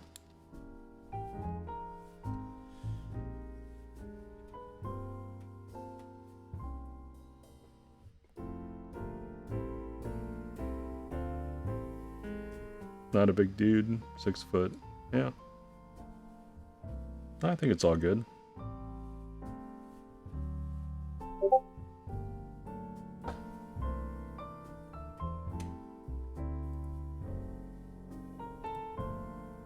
No, it looks healthy, man. You're good.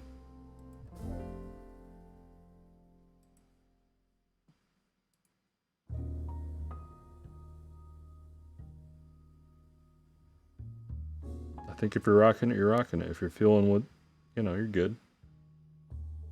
Try to put on more size. I don't know.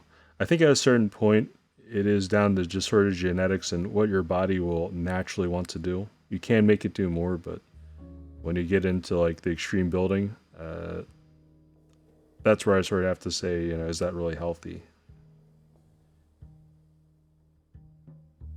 Yeah, if your giants are good for it and you can afford to put on more and bulk up, I mean, and that's what you want to do, go for it.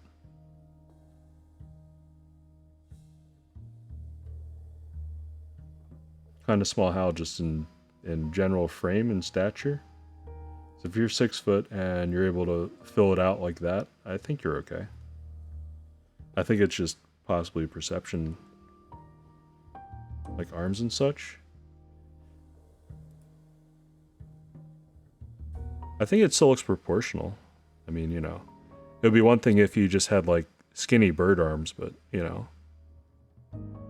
don't think it looks that bad.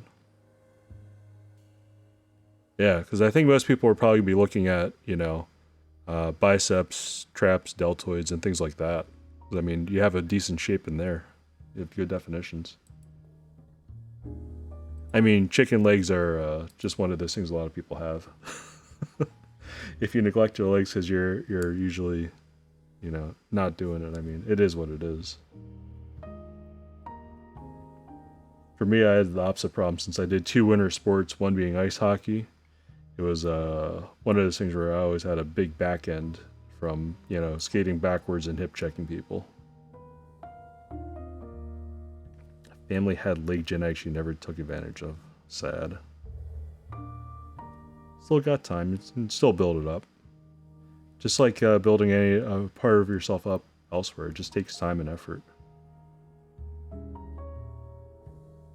Yeah, well, if your legs are killing you that much, I think you're probably on the borderline overdoing it, my man. But little bits at a time. It's gains that are incremental, especially with any of that stuff. You don't want to injure yourself. You'd set yourself back even more.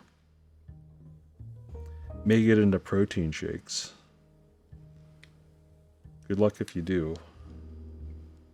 Protein shakes were one of those things I personally never got into. I know a lot of my friends did. Some of that pre-workout stuff is, I think, frankly dangerous, but eating but protein shakes apparently help immensely. I think it can, depending on what you do. Vegan protein powder. So actual protein that will help you build. Yeah, I could see that.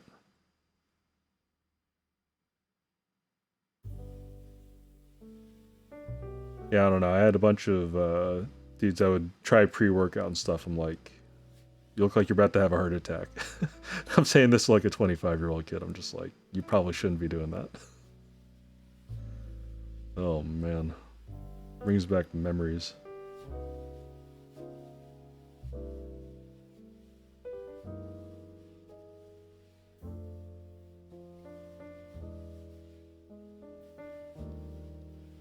don't know. Hopefully people are getting smarter about that stuff, because I think some of that stuff is probably pretty dangerous. I think if you're doing it right and you're basically just supplementing, you know, helping your body replenish what it needs and build up naturally, I don't see an issue with that. I guess the main thing would be the cost. There's a lot of stuff, especially if it is supplement and it's actually designed and formulated, could cost quite a bit.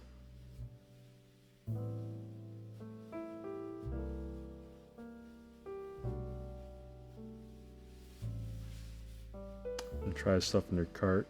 Same for my ink session. Same time, it would be nice to get more workout gear. Yeah, that's a trade-off.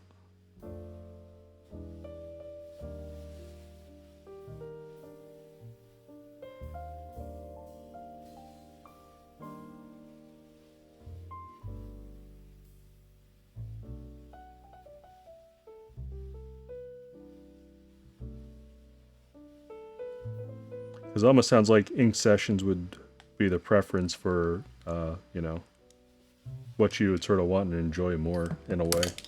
Whoa. Where did that one go? I see it.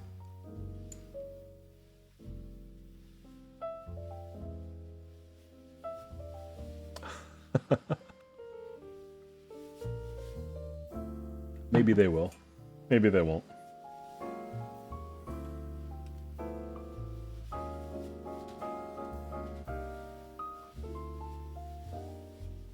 Yeah.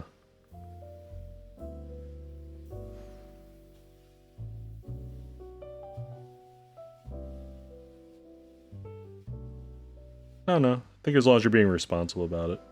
As long as you're aware of what your budget is and what you can and can't afford, and you don't overstretch and spend too much, you'll be fine.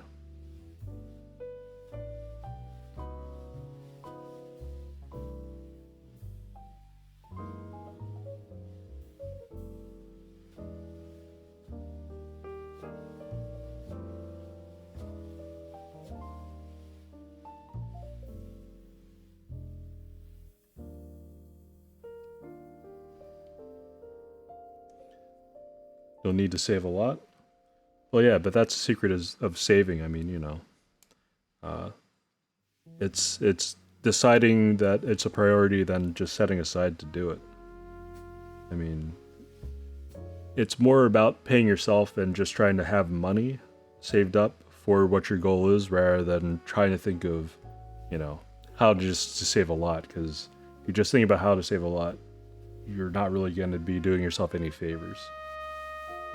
There's usually a balance that you can try to make as far as being, not say go into austerity measures and like foregoing other things, but you know, trying to balance it out and pay yourself at a reasonable rate, so then you can do things like, you know, big ink sessions and whatever else you want.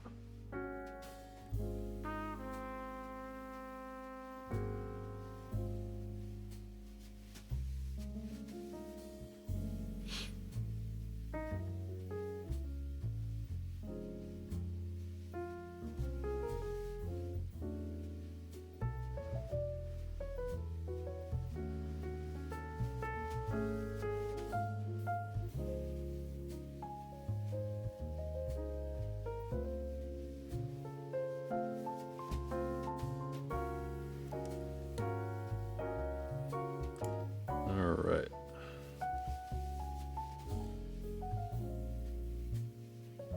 Yeah. I've spread... I think I've distributed all the 205 grade 0 on the top of the lid kind of evenly throughout. Oops.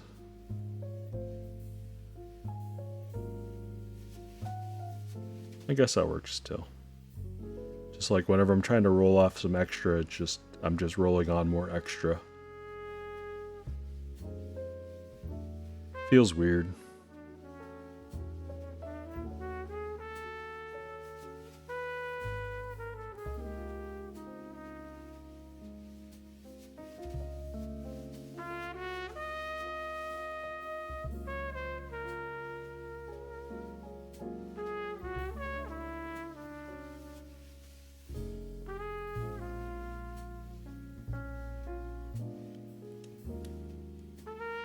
Oh man, now I think about it, coming up on November 8th. That's the next final mouse drop, actually. Huh. Guess I'll try to get on that too.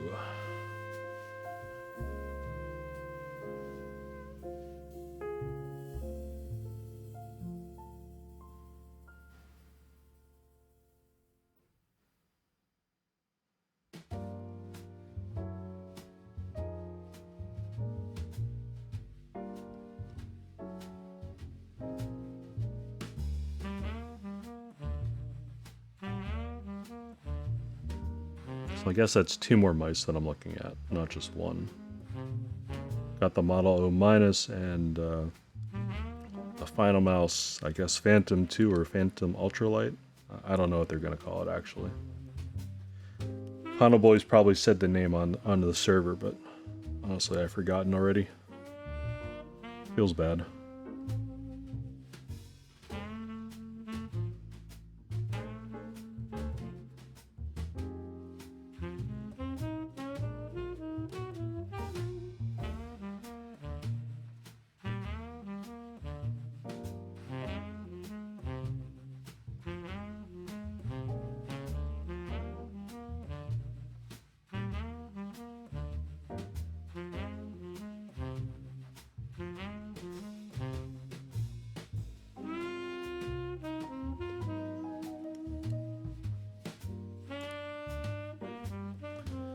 Alright. I'm almost done adding the 205 grade 0 and redistributing whatever was spread across these various switches. Those lavenders, of course, come with a little bit of a factory lubrication that's not exactly consistent, so it's something I definitely want to even out before I throw the switches together and put them in a board. Although I guess this is a hot swap, so it's not the end of the world, but you know, still a good practice. I would rather have switches that are consistent than not consistent.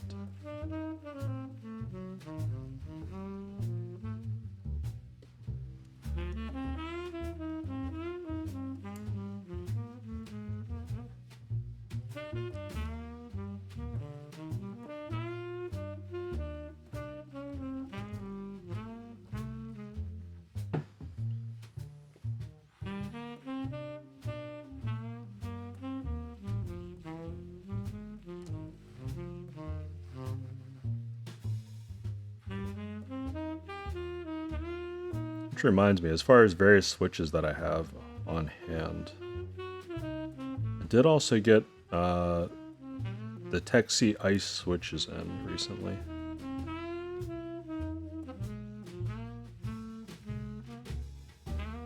Huh, do I want to use those in the Vast 60 round 2 board? I don't know.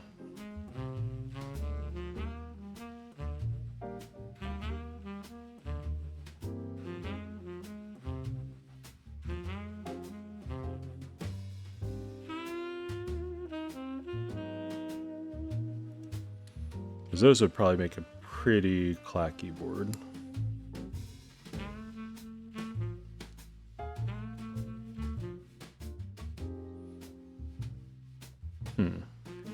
Now I'm wondering if I'm just being contrarian and trying to get a more clacky sound than a, I guess, poppy or thocky sound.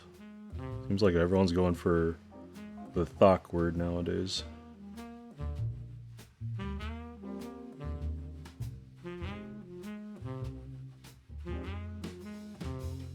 I guess I can just shield myself and call it all preference, but I don't really know how I feel about it.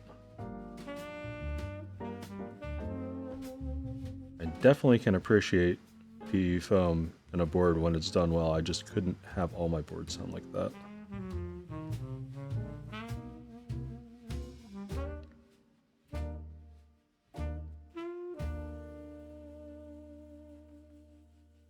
For deep sounds to high pitch? Yeah. I don't know. Because for myself, like, the way I've been structuring, looking at my boards is trying to figure out, I guess, a good way to have a mix of everything. Like some boards, like this board, I tried to build this deeper with Gator and Ink V2s. But like the Songwell 60, the little 60% I have, that one is just SP Star Polaris gray switches, so that's pretty clacky. That's probably the clackiest board I have.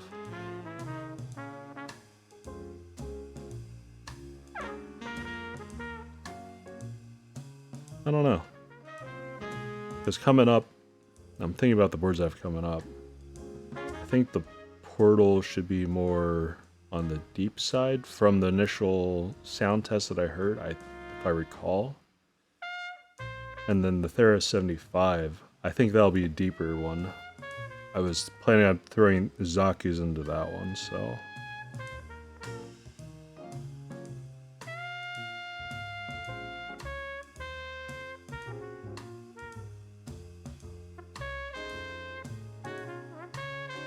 I don't know. I guess it depends on how I'm feeling that day and what I'm bringing into the office.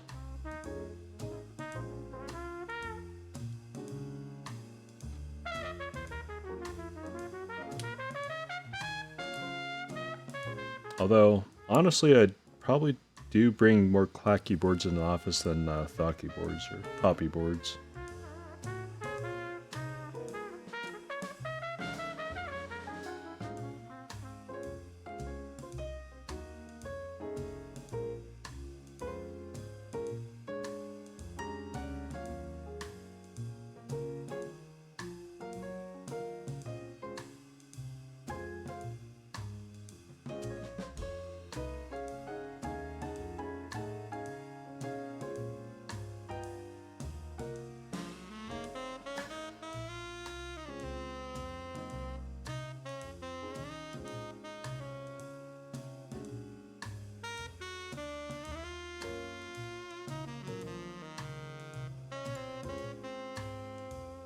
But speaking of thocky boards, the one board that I did build, a GMMK Pro with PE foam for a friend of mine, I asked him how he felt about his board after having it for, I guess, 2 months. And apparently he likes it, and his wife likes it, and maybe they'll have me build another one for his wife at some point.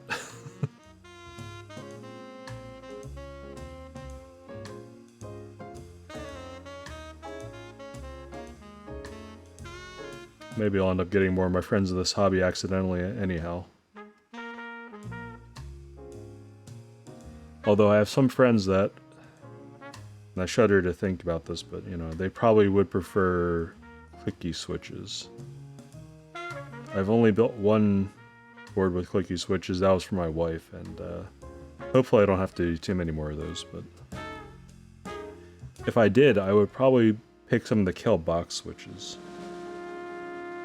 Although they're loud, although they are very, very clicky, they do have that tactile feel that is, I guess, enjoyable. I guess it's the best way I can put it safely.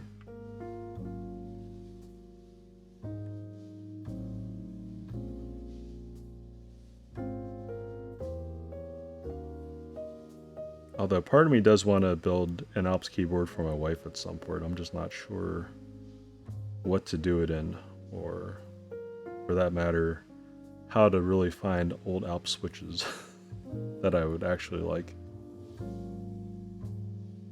Or I guess she would actually like. Build a Frog, probably? Yeah. I think Frog is one of those boards that has received quite a bit of love from pretty much everyone in the community for being probably a better value than what it's being sold at if you're buying it direct from Swag Keys and Geon Works. Saving up for Tattoo's main priority? Sounds good, man. As far as I understand it, he's going to continue trying to build those. I know he has in the works the W1AT or WA1T. Forget what the code was that. Anyways, also he has a Frog 60% in the work, so that might be something to look out for too. Because he seems to still want to keep his prices fairly low for these boards. And I'd actually be interested to see what he, what Mr. Geon is actually planning to try to combat the PCB shortages, because I know, at least from what he puts on his Discord, he seems to be kind of annoyed with some of the prices that they're doing and some of the lack of availability. And it can't all fall on Mr. Honeybush's shoulders. He's doing quite a bit already.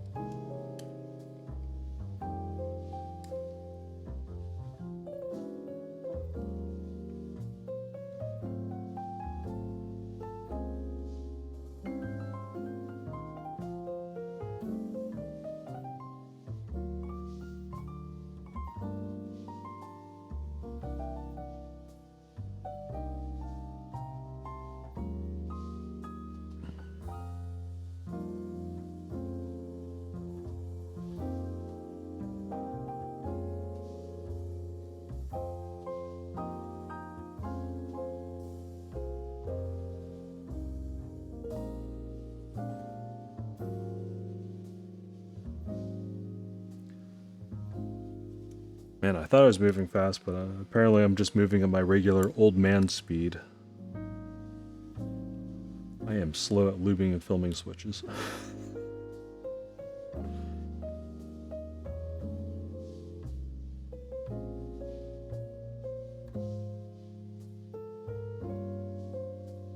That being said, I'm not really in a rush, so it is what it is.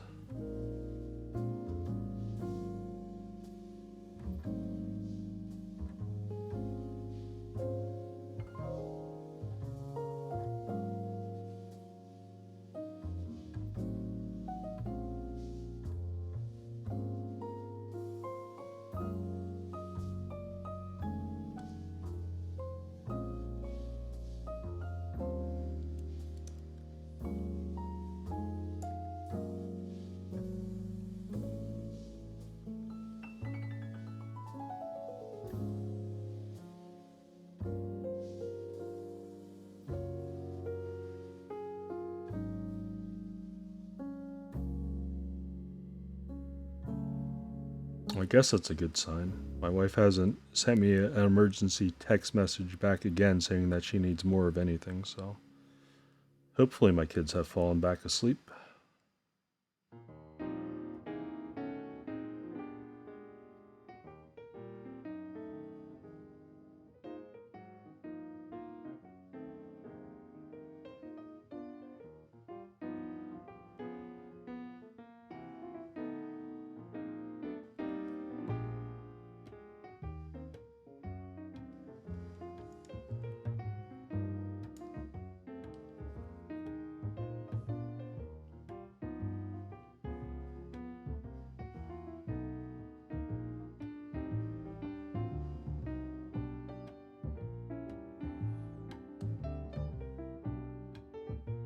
My profile pic says otherwise.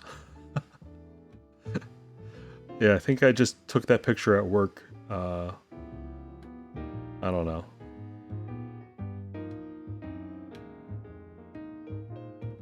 Because that's also in the middle of the day when I'm all caffeined up, so. At the end of the day, when I'm just relaxing, I finally have a moment to myself. I guess I look different. Am I sure that's you? Probably not. It's probably Photoshop. I probably paid an actor to do that for me.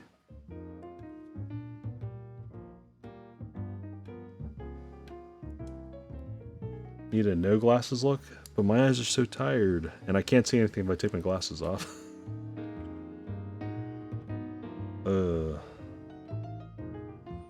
I used to actually game in contacts for the longest time. Then I started, I guess, being lazy and wearing glasses around the house.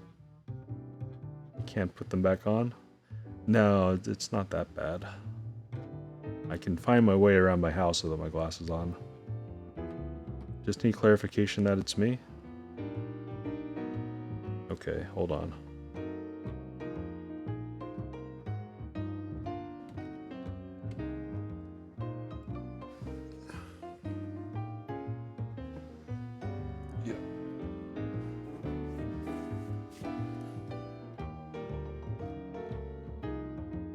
Everything's all blurry.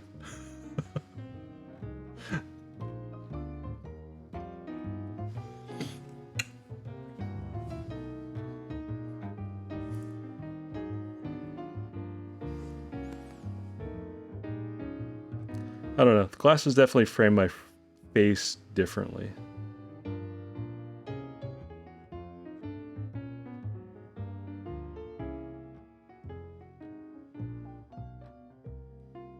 I'll have to see how long these glasses last me, because my older daughter had accidentally, I think, kicked me in the face and broken my last set of glasses. So if these break, I'll probably have to get glasses with actual heavier frames and stuff like that.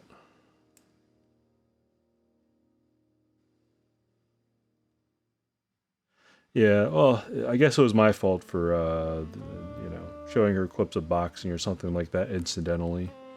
I don't know.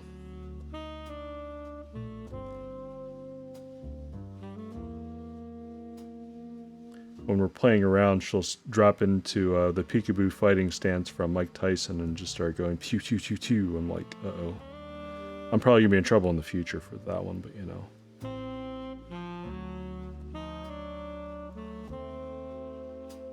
Either that or I fully embrace it, then enroll her into like Brazilian Jiu-Jitsu and just have her roll and do, I guess, MMA eventually or something.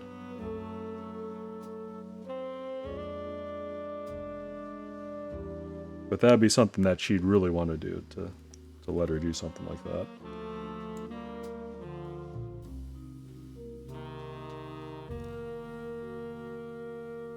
Although at some point, I guess less severe than MMA, yeah, some sort of martial arts or karate. That's something I did growing up. I feel helped me out quite a bit with, I guess, emotions, anger, and finding a way to direct my, I guess, energy when I was younger. That might help her out too. Strict as school as people say. I think it depends, because I know my wife, she says she won't be, but she probably will have that expectation on my daughters. Myself, it'll depend on their personality and what they prioritize in life. Will I be the same way with my kids? I think I'll have an expectation for them to be intelligent and at least try to apply themselves in school. But if they absolutely just don't get something, or if they don't have the aptitude for things, I think that's something where you'd have to look at people and treat them as individuals. That being said, American high school and schooling systems, I don't think they're very difficult for the most part, or at least it didn't seem that way for me. So I think just showing up and, I guess, paying attention and not falling asleep in class is enough. Although I had a friend, this was senior year AP Calc in BC calculus class. He's one of these guys that would literally fall asleep. The teacher would quietly hand out a pop quiz just because he saw the guy sleeping. And my friend would wake up in the middle of the pop quiz, look around, stare at the board, ponder for a few minutes, and then just come up with the answer anyways, so. Do I believe cheating in school makes someone stupid? I don't really see the point of cheating in school. I mean, what's the worst that could happen to you for the most part? If you get a bad grade, I mean, I never thought school was that hard. I think if in higher institutions of learning, like a college, that could potentially be a lot worse, but I think that's only because degrees and the way the college system works. But it's something that I don't think should be incentivized, but I don't think it necessarily makes people stupid. I just think that they're focusing their attention and trying to get away with something when it probably would just be easier just to comply and learn.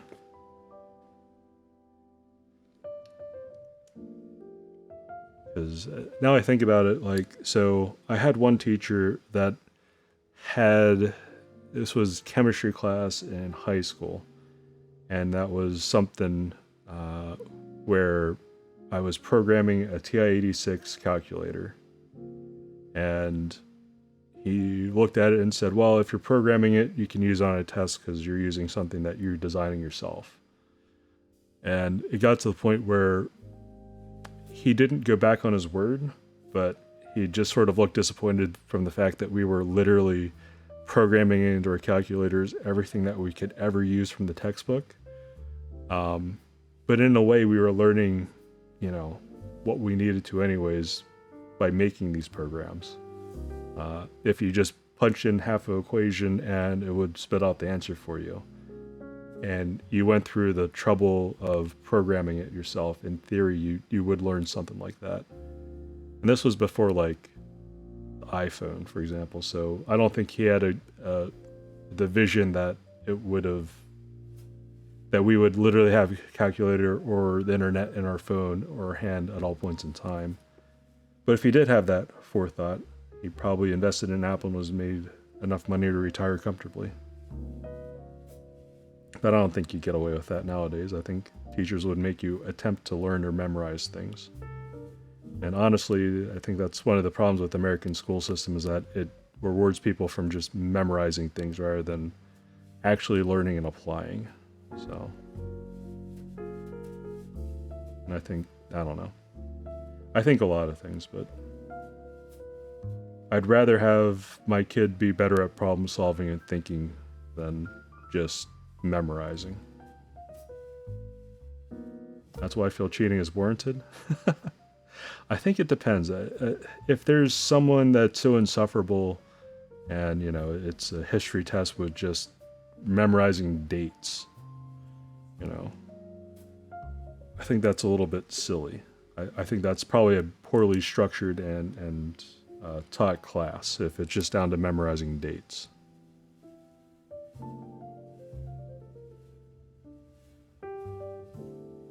That's 99% of uni. Ooh, feels bad. Hopefully that's just like the first 2 years of WeDot classes, is usually those classes were brutal with that. Just rote memorization and regurgitating on a test. Some of my best teachers, this was in higher level history classes, science, technology, society class, and things like that.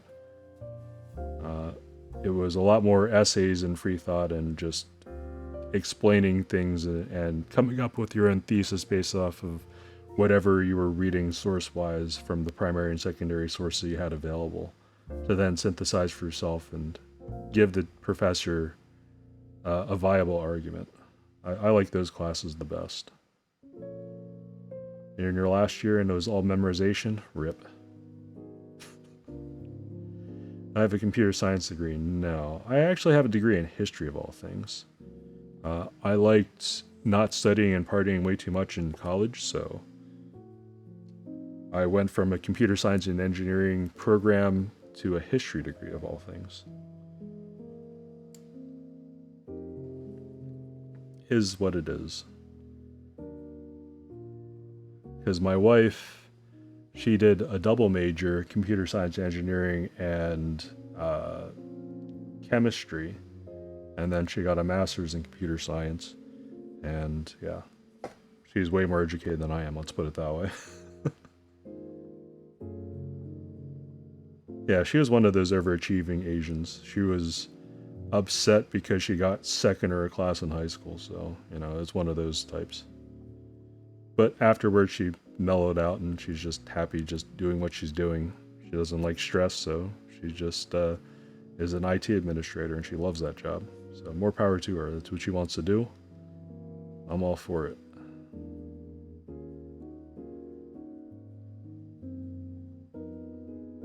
Yeah.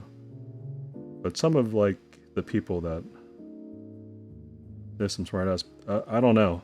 So whenever I go to, the random gatherings before COVID happened, because where she works in the physics department, right? And some of those people, they'll just talk to you as a normal human being, and then you ask what they're studying or what their focus and research is. And I just feel so small, smooth brain that I'm just like, I I know you're speaking to me. I know all these words mean something. I can envision parts of what they're talking about when talking about quantum physics, but I don't have the best grasp of it. So when they're talking about like literally designing a tractor beam in their facility moving like a dust particle, I'm just like blown away. I don't even know how to think about it. I think it's super cool. But it's one of those things that I just like, yeah. Quantum physics for morons. Yeah, the more I researched about quantum physics, the less I seem to have known about it. I don't know. That's just me being smooth brain, I'm pretty sure. Alright. Sure, I could take a good video. Fat Assault, what's up? Watch this on stream right now. As long as it doesn't get me demonetized.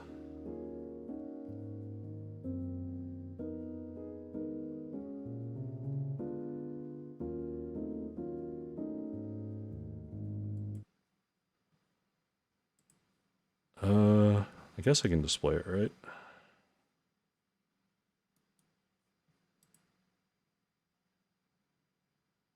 Ah, Brian Cox, BBC.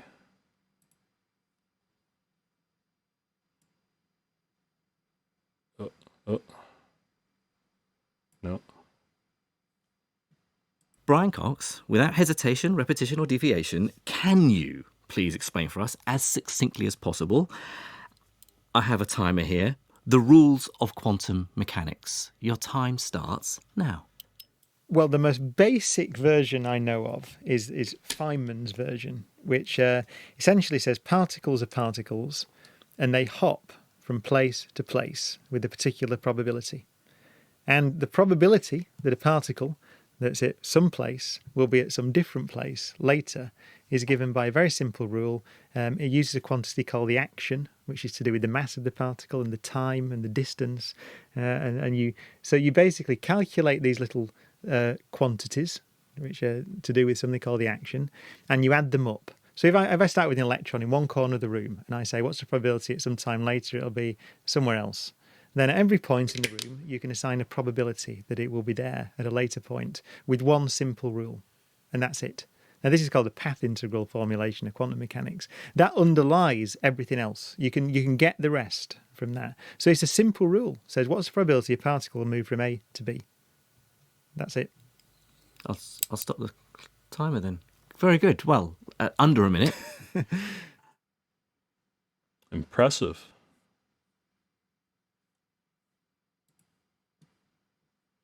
Very impressive indeed.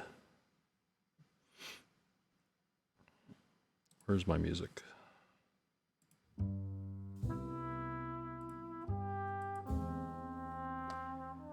Jelly Epoch SSE drop.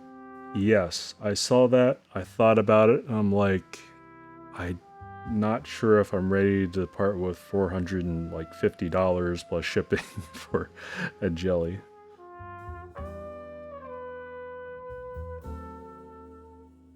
It did interest me. The colors were interesting, but I don't know.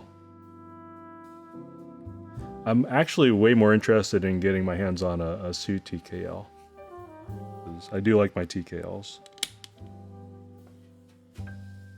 Then I was immediately sad about reading, I'm not sure if it's true or not, them not wanting to do a round 2 of the Jelly Epoch. I guess if they don't do a round 2 of the Jelly Epoch right away, I mean, it sort of is what it is. Ooh. Comes back for one last time. Yeah, if that's a keyboard of your dream, go for it, man.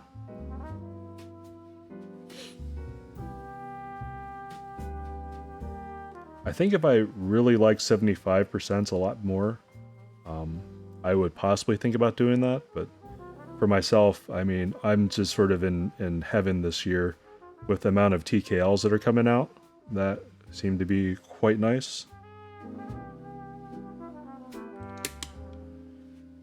Because I managed to get my hands on a B-stock Frog whenever that ships. I just need to find a H88 PCB. I got mine in black wind keyless, so I'll need one of Heine's PCBs probably whenever he is back in stock with those. I was lucky enough to get a cloud line, so that'll be like a year later. I'll probably get that. And then the Tomo. I decided to get one of those boards in aluminum. The Titan Gray. And I'm very happy that I have so many different options of things to try with TKL, my favorite size, so.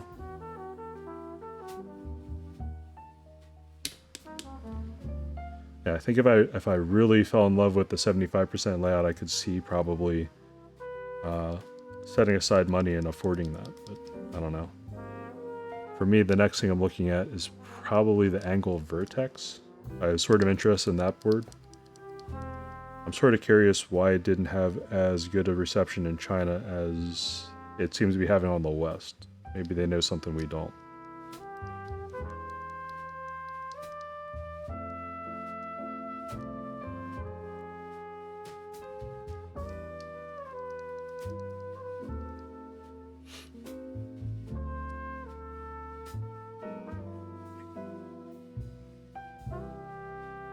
Yeah, I really don't either. I'm just going by what people on the forums are saying about the group buy and interest checks and the amount of buzz that it generated in China.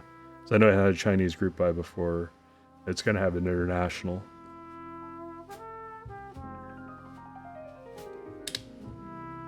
Maybe the aesthetics? Yeah, possibly. I don't know. Guess we'll have to look at more renders. It'll just be one of those things.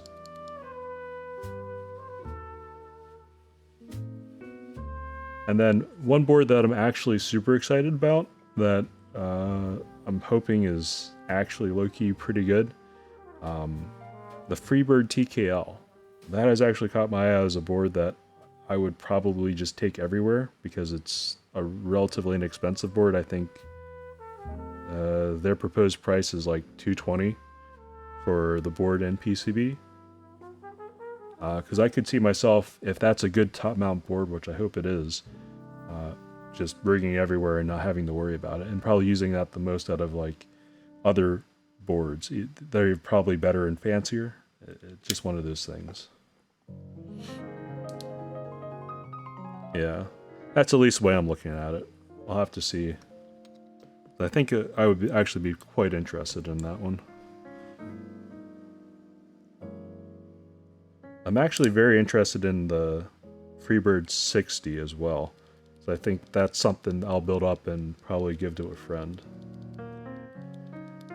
So it depends on what color suit. If it's just black and white, I might skip round 2 and really bank on getting it on round 3. Because I kind of want it either in blue or red. Those are the two colors I really have my eyes on. If it's just white and black, I could probably give it a pass.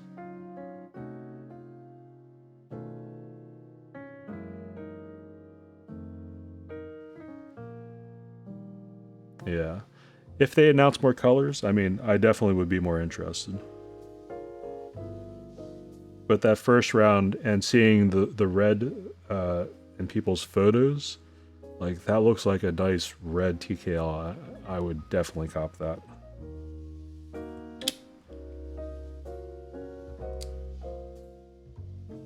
So I don't have a red TKL. Anyways, that's just my thoughts on that one.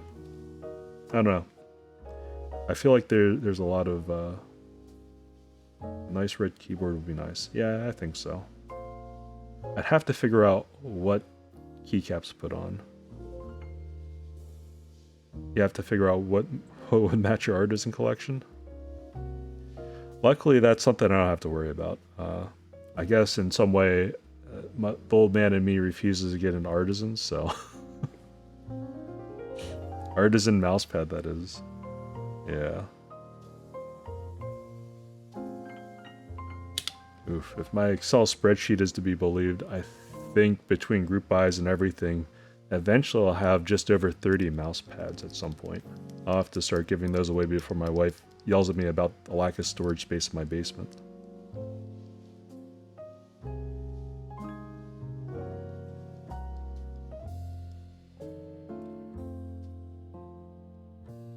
Color has to be right. I don't know. At some point I'll have enough just random desk mats that I probably won't know what to do with them. I'll probably end up giving some of them to my daughters. As long as they don't destroy them.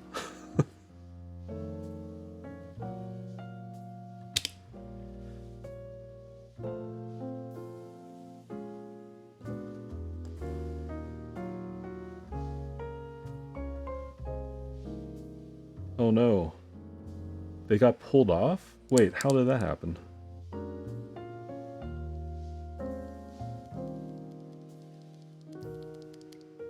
Man, that's a feels bad moment. I guess so.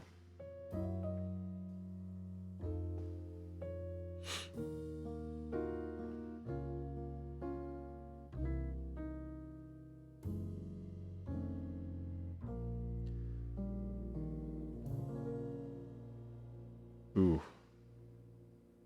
Came home and just fell off. Yeah, as far as not having things laying around, I mean, part of me wants to be efficient with space and stuff, but I mean, honestly, with having 2 kids, I'd rather have more things than less things because I know eventually they'll break stuff and I'll have to replace things. And I do like to give things away to friends that I know could use stuff too. Because if anything, like later down the line, I have way too many boards, which I probably will at some point in my life. I'll probably end up giving them, finding a good home for it among my friend group, or even some of my coworkers or people that work under me, you know, people that could actually use it and enjoy it. But as far as like backups, I mean, no one needs more than like, I guess 2 or 3 keyboards. That being said, like, I have like, what, 5 sitting right there? I have 2 unbuilt ones sitting over there. I don't know. I have too much already.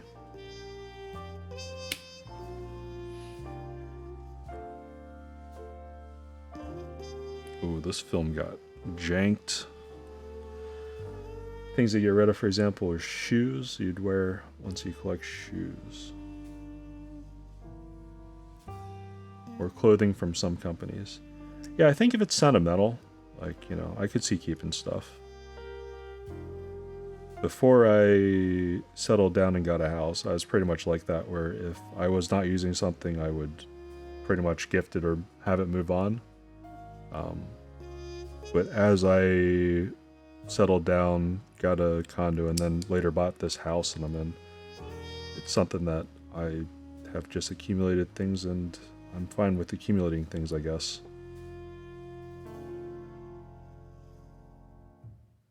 I guess I'm also prone to just being a collector in some ways.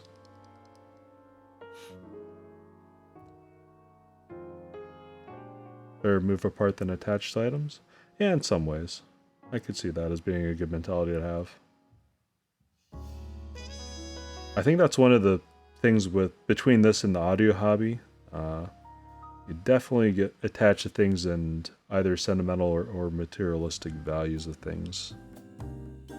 And this housing is not fitting on correctly. I think this film's too jank. Yeah, with like headphones and audio stuff. Yeah.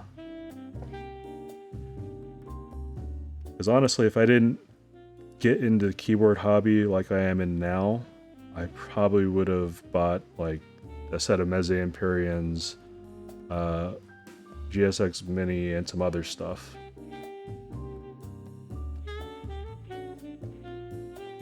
I'd probably be happy just listening to music in my basement. But instead, I'm building keyboards.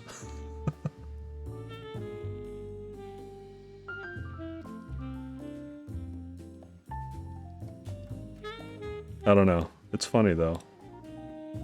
Because like at work, I wear something like a set of these. Cost KPH 30Is. I have, I think they're the tan ones at work with the Grado GS1000 pads on. And that's usually what I wear at work. Plausible deniability. Those headsets, the KPH 30i, I think you can buy it on sale for like $15.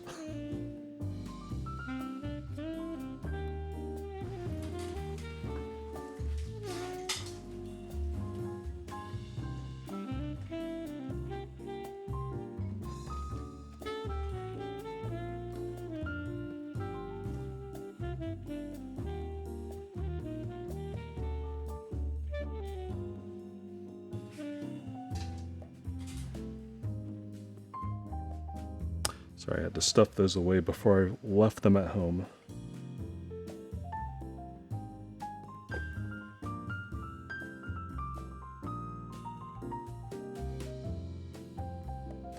What do I need that'll change my life forever? A Herman Miller and body. Yeah. So I have an Aeron chair in my office. I do like it. It's one of those things that I'm trying not to spend as much time in the basement.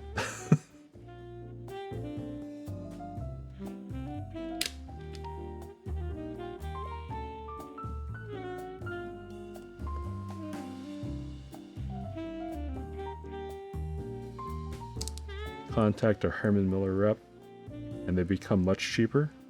Oh, do they get sales commissions off of that? I could see that possibly. Because the other thing would be to buy used. I know a lot of my friends had bought used. Fully customized, probably with all the bells and whistles. 1100. That's actually a really good price for a fully loaded embody chair. For 800. I guess that's like the friends and family discount. That's crazy.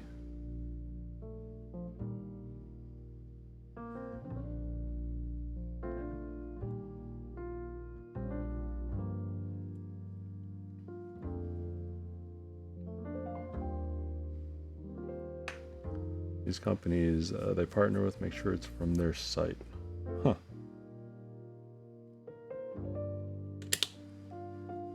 Interesting.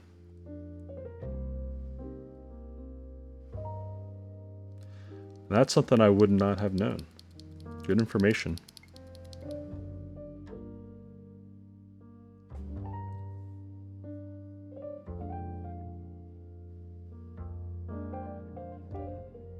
Although if I did get a fancy chair in the basement, my wife would be like, how much time are you planning on spending down there? And then she would pull up the video of reviewing cheap office chairs and tell me I should have bought a cheap office chair. Did a lot of research. It must have done a lot of research. I never even thought of making friends with a customer rep for them. Let alone to know that they even have customer representatives that would bother talking to individuals. That's cool. Well, not making friends, but at least knowing that they exist and being cordial with them. Partner companies. Oh, okay. Robot Discord. I am not.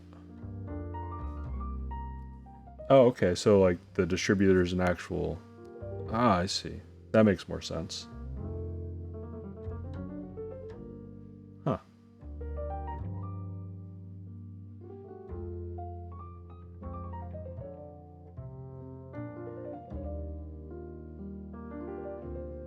No, I'm good. Because if I bought a chair, then again, my wife would have that conversation of saying, oh, you should have bought this chair. Because, yeah. I would get lectured pretty quick because she knows the value of actual ergonomic chairs. Even if I said I got a great deal on it, she probably wouldn't believe me.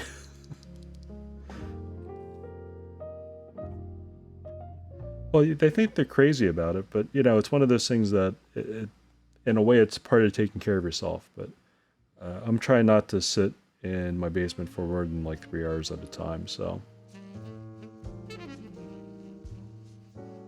tech center GPU drops in prices and stuff. Oh man, that sounds dangerous for me to be in that Discord. There are keyboard people in there too? Yeah, you said you're looking for an audio and keyboard Discord. Interesting. Chris from Mexico is there. Okay. Sure, throw an invite. I will join. Although, I'll be honest, it's not one of those things that I'm usually not on Discord 24/7, so.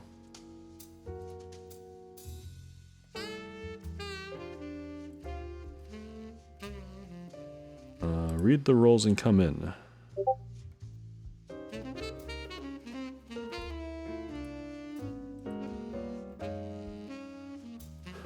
Reading through the roles. Roles have a safe, friendly place for folks who enjoy their time searching for the best deals possible. In order to facilitate this goal, we have a few simple roles. Wheaton's Laws infect all the time. NSW content, purchase, bot discussion, scalping, marketplace, if only for selling. Choose alert, choose pronouns, robotters, lobby. At people if you have questions. Cool. I will have to take a look at this Discord later. Thanks for that.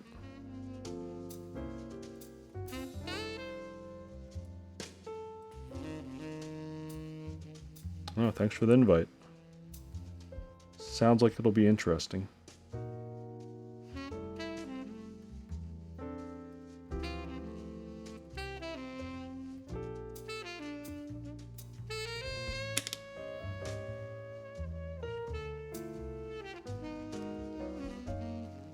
Okay.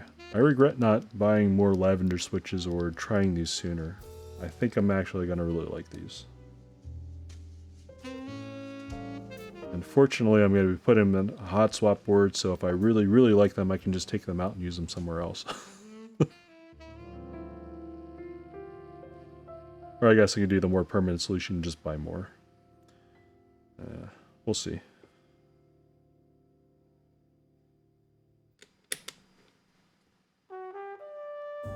Uh-oh. Sounds like one of my kids has woken up.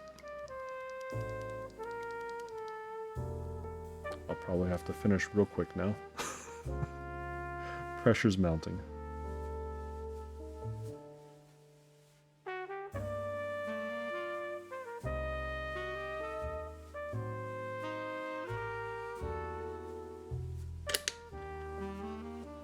Oh. I killed the switch film. This is ugly.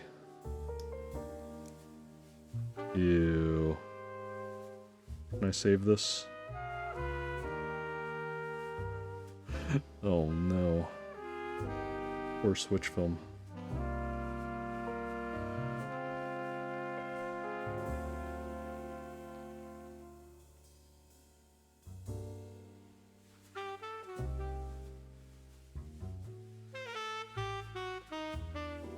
Okay, I think I can save the switch film. Uh-oh. I think I can hear the 4-year-old crying, which means the text message is probably going to pop up in a moment. I'm going to have to pop smoke and disappear for the night, unfortunately.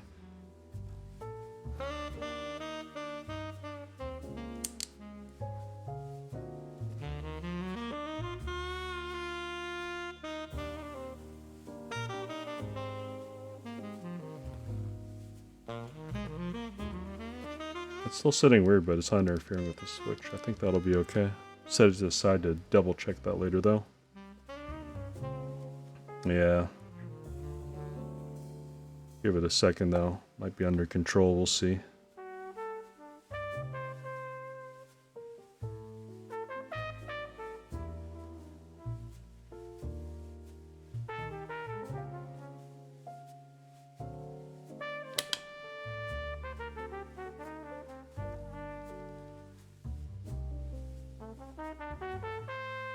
I guess this is a 75% layout for the Q1.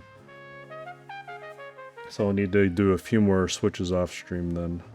And then, as planned, I'll probably just have black cherry pies in the spacebar.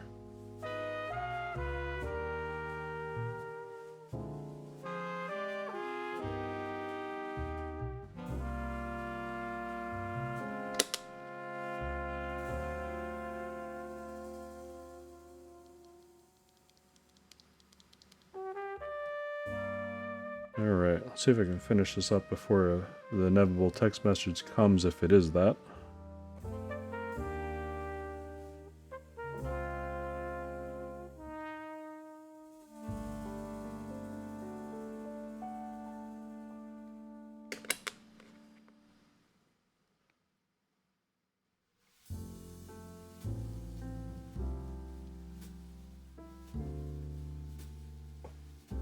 Alright.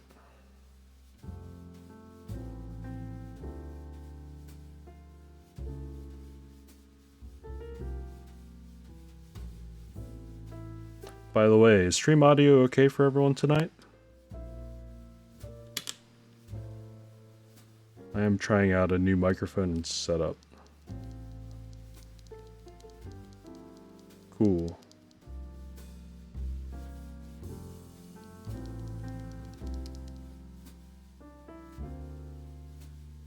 I actually wanted to switch to a small diaphragm condenser microphone.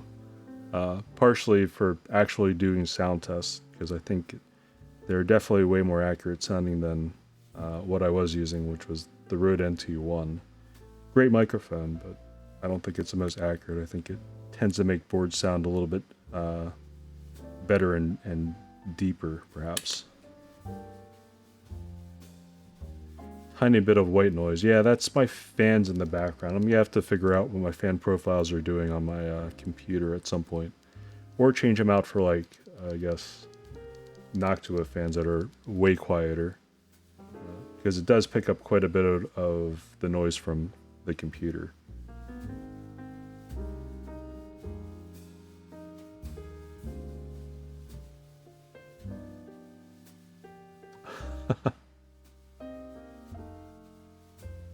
When you see the two-tone tan and brown colors, you just know that it's okay. Yeah.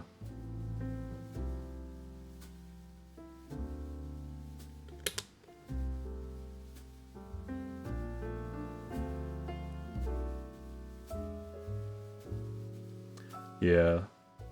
I think that's probably what, because I would need 3 for the AIO top, 1 for the rear, and another 3 for the front. At $30 a piece for the 120 millimeters. Actually, I have 140s in the front, so I'd need bigger than that. Is what it is.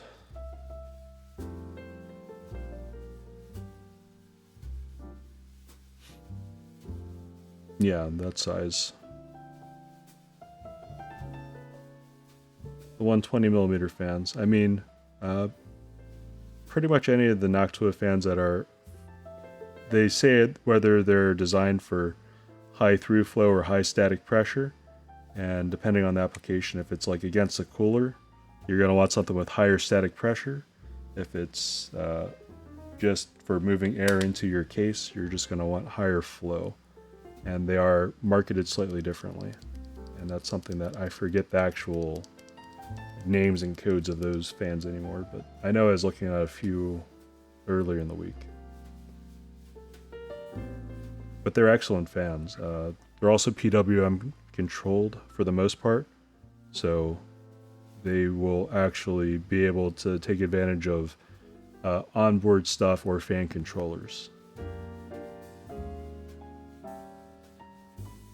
Yeah, that could help.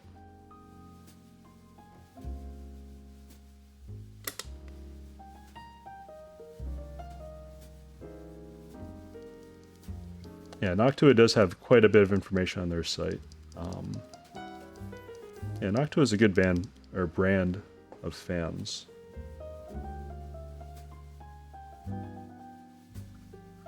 I think they just get that weird rap because, you know, I think it was a favorite of Linus Tech Tips and still is, so. But for good reason. I mean, they're quality products and they actually work.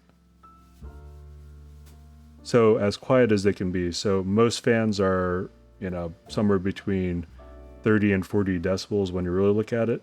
Most of the Noctua fans that are designed to be quiet are usually 23 to 30 at most. So that's, you know, decibels being on a logarithmic scale, it does make a big difference.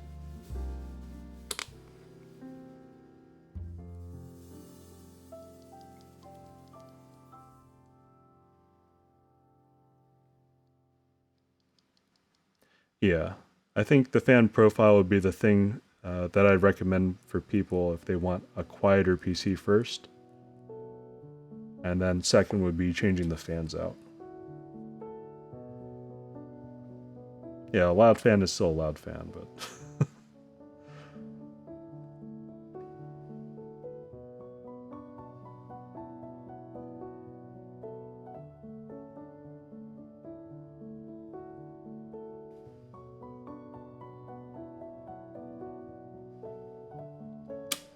Because the other thing I could possibly do would be to try to build something that would isolate the sound from my computer on the floor, so... But I don't know how reasonable that would be. That seems like a crazy man's project. Yeah, they do a better designs with Noctua versus most fan designs.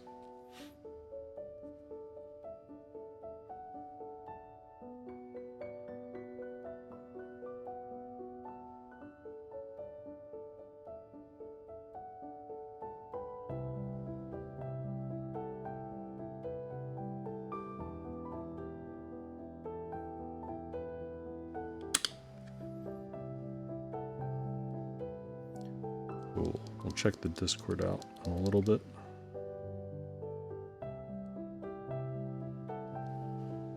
Guess I'm gonna have to waste 2 more films on these over here. Sad. I'll probably do those later when I'm finishing up stuff tomorrow.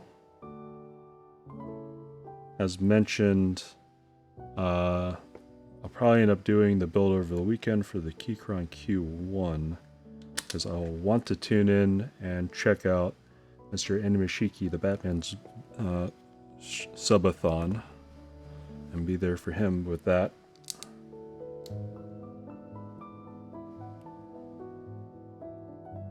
Yeah, like I noticed it too when I was previewing my own recordings just to hear what it sounded like. And even over music and talking, it still was, you know, present for me as well. So I can only imagine if you're listening on any sensitive or decent system, you'd also pick it up. Because it was quite apparent with the fans literally being right there and this being a fairly sensitive microphone.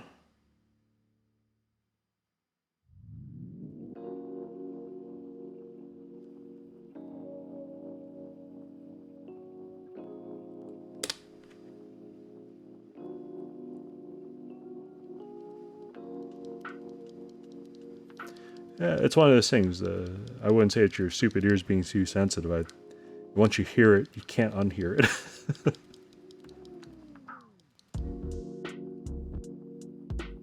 It is what it is. And it's something that I'll just have to improve.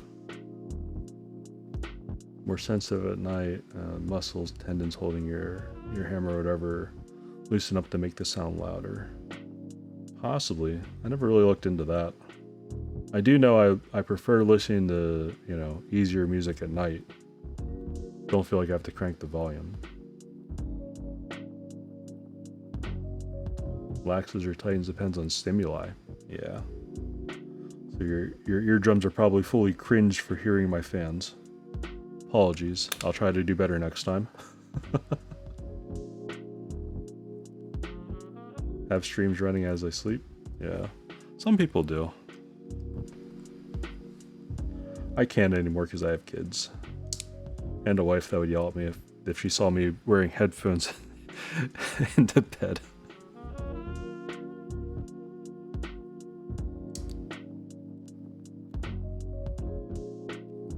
It bothered me though when I was listening to it. Can't hear it over mine. Smooge. Yeah, for me, that was one of the reasons why I chose closebacks. One, to shut out, not to say my kids or anything, but so if I wanted to concentrate on something, I could. But I think the next set of headphones I will get will probably be open back to some degree. I was seriously considering until I looked at the TKLs coming up, getting some Diana V2s actually. So I've been going back and forth whether or not I wanted to go Diana V2 or try Phi with the DMS mods. I think I'm more willing to try a Diana V2 because honestly I'm not going for just analytical anymore. I'm going for just enjoying and being a little bit more laid back. I like the design too, the original Diana Phis didn't fit. Diana V2, what are those? Are they still, I think they're still like 3,000. It's still a chunk of change. But in my mind, it's like using a nice keyboard or sitting in a nice seat. It's something that I would wear on my head and listen to every day. So.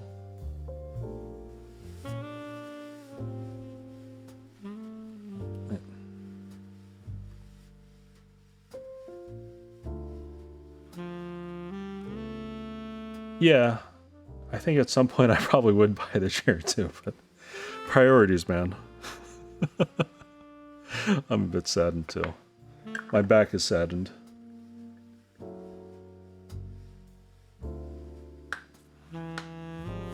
Is what it is, unfortunately.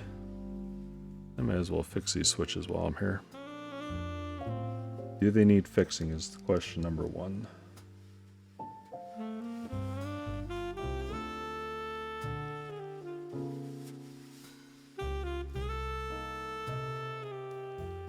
I think this one's actually okay feeling. Then is this one the one that got totally janked?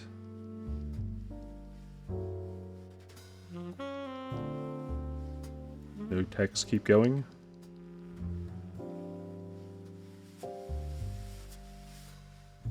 I think this one's okay too.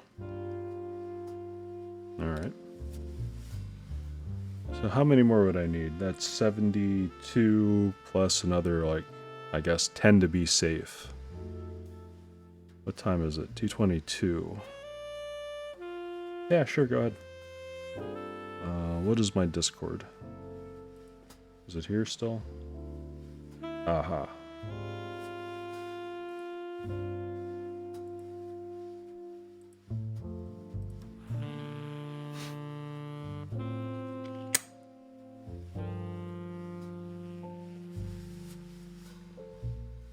I think I will try to do a few more switches.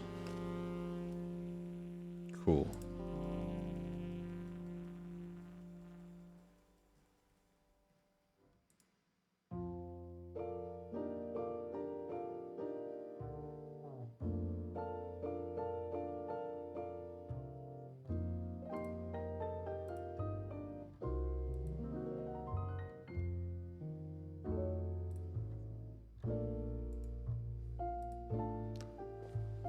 Nice. I accepted. I'm making friends. This is what I always wanted. What was I doing? I think I will try to make time to do a few more. That way I don't have to think about doing these tomorrow, and I can just do other things.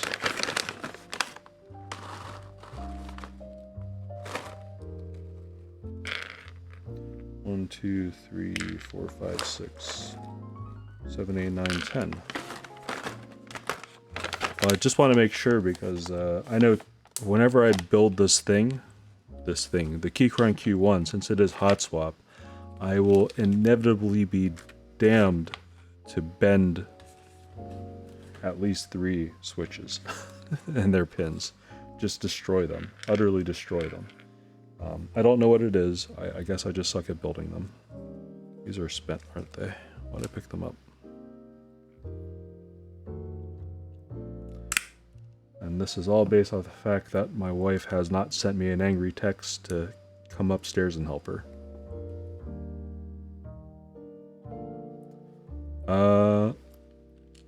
Yeah. Here is my Keychron Q1 with the plastic wrap still intact on it. I haven't opened it up. I'm expecting it to be hollow. I will build it with nothing in it at first. Then I will build it probably with tape mod and polyfill, because I have polyfill next to me in one of my drawers of many things.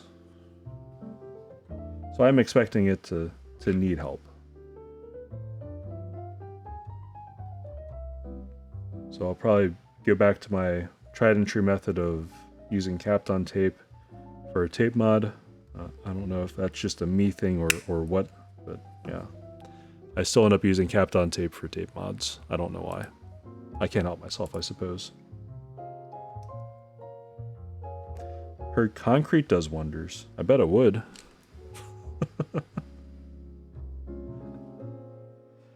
It literally feels like you're typing on a brick wall.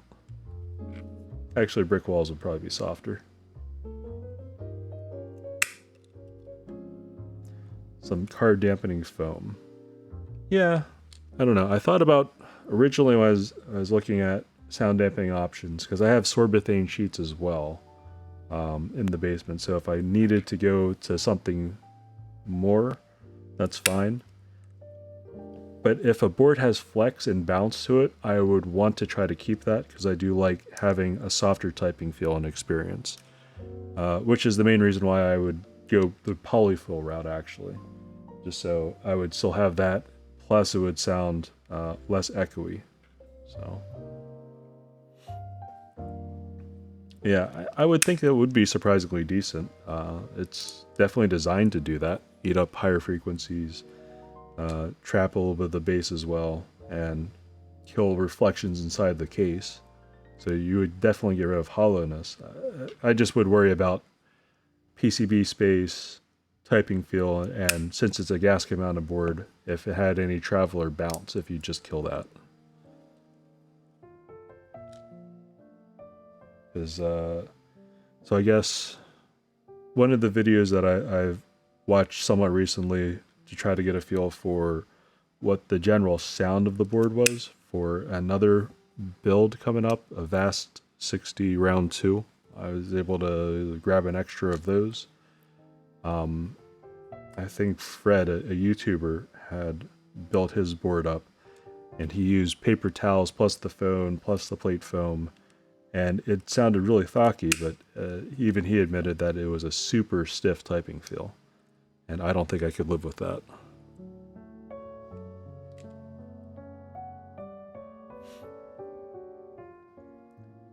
Yeah, well, I think the Jelly Puck, from what people say, you know, it is very soft, and it might be too soft for some people. And again, it's all preference, so. A lot of peers prefer a much harder concrete bottom out. It is what it is.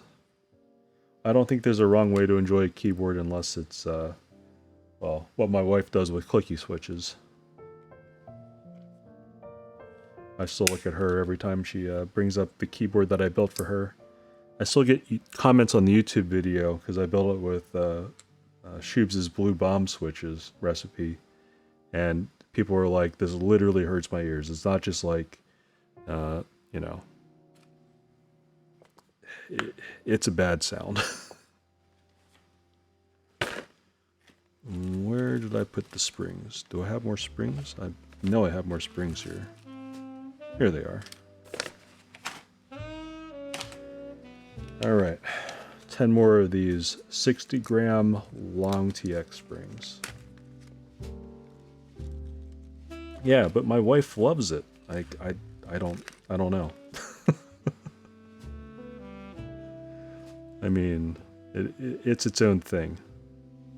I'm hoping at some point I can build a Clicky Alps board that would sound better and also feel better probably, and just be a better board and replace that for her board with a better board with Alps switches, but you know, I figure out how to get Alps, figure out what I want, and then go from there. And then find something that she would like as well. Because one of her big things is that she has to bring it into work. She wants something that would be fairly light or easy to carry. So that was part of the reason why I went with the stacked acrylic board for her. Well, I guess it was a single piece acrylic and then a integrated plate and a solid bottom piece, but you know, it is what it is. All right, back to doing more of these.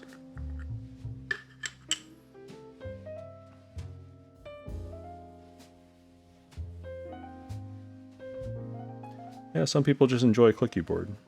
I was saying this, some of my friends, if I was to offer them a board, they would probably demand it have some sort of clicky switch, and since they only know really cherry, they'd probably say cherry blue or cherry green. At what point I would probably try to offer them a more satisfying to type on switch, like a box switch. Because box jades and box navies, they are loud, but they have that tactile feedback and feel that I can't really fault. I do enjoy, so.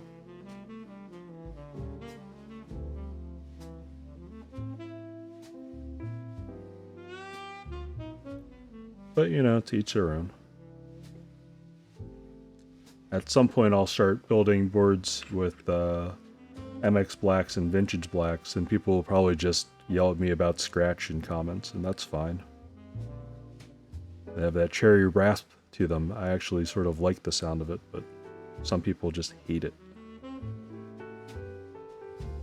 It's all down to preference. Yeah. I don't know. I think once people try a good, smooth, linear switch, it's really hard to get back. Because for myself, I started thinking my custom keyboard career, thinking that I would like, you know, the smooth switch or the most tactile switch. So I went with Holy Pandas and jumped on that craze. And although that was fun and all, I found my fingers were hurting after a while because I tried smooth linears and then couldn't get back to tactiles, or at least not heavy tactiles. So, like, I built one of my daughter's boards with SP Star Magical Girl switches. Magic Girl switches. And they're like a mid-range, medium tactility switch, but they're nice and smooth, and I actually would enjoy typing on those. I just don't want to bother ordering more from TKC, so until they're offered in other varieties, or there's some variety that is very similar or the same, you know, it is what it is.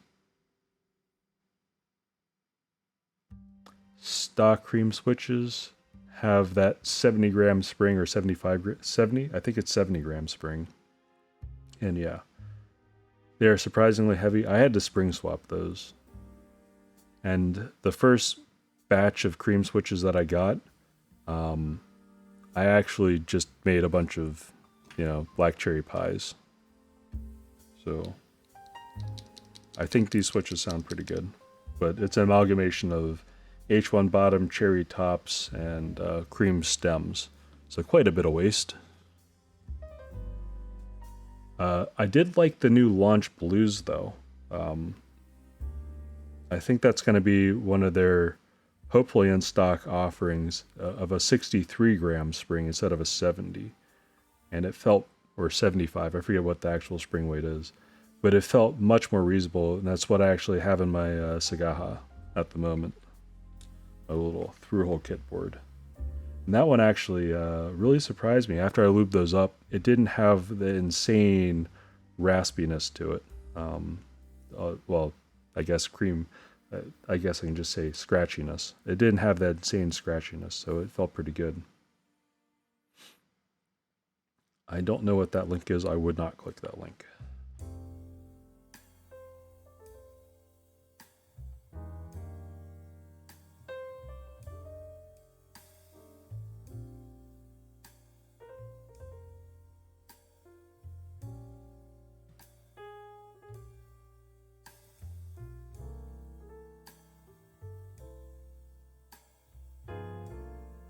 How do I get this out?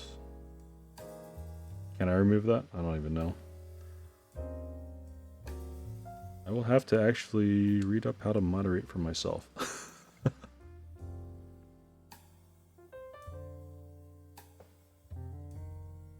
So what does the P button do? Is that just pause? It says purge.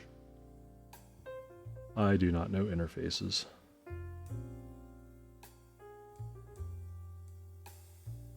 This looks like a bot though. Is this a bot?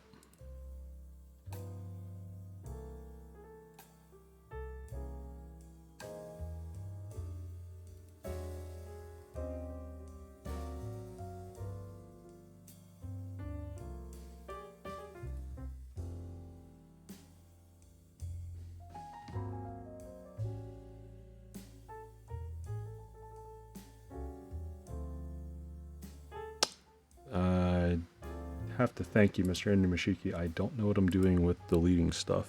I think you did that. Yeah.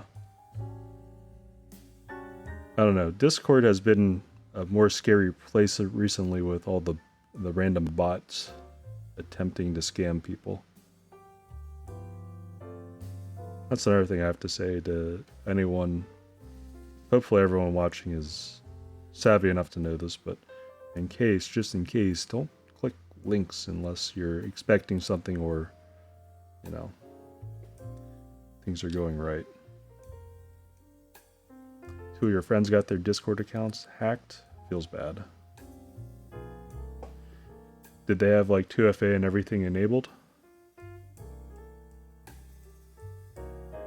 Ooh.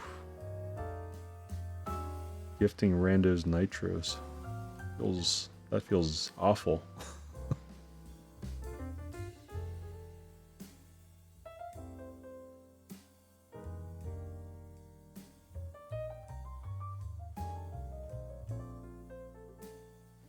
Yeah.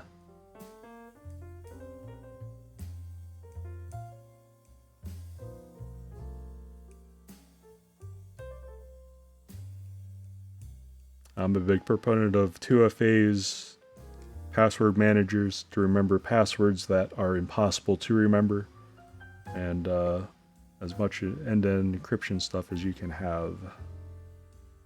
Keeping yourself safe and keeping your data safe, I think, is one of those things that's wildly underrated by a lot of people.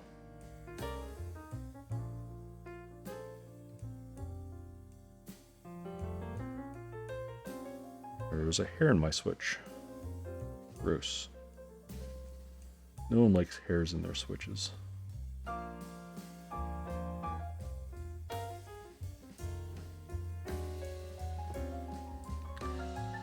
Yeah.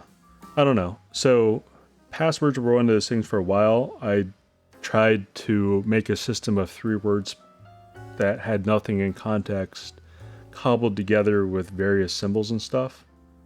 But the more I was looking into passwords and just how dictionary attacks and everything work, it became pretty apparent that just using a random generator for at least 30 characters for most of your passwords that mean anything to you is a good thing. And it's a good thing to have like a password manager that, you know, you have a master password for that you memorize that is a strong password in and of itself.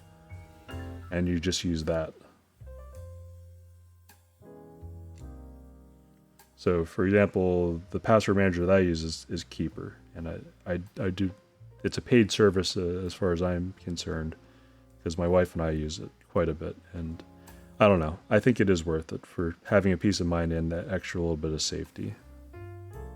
And then, I guess the rest of it is not clicking on the phishing links.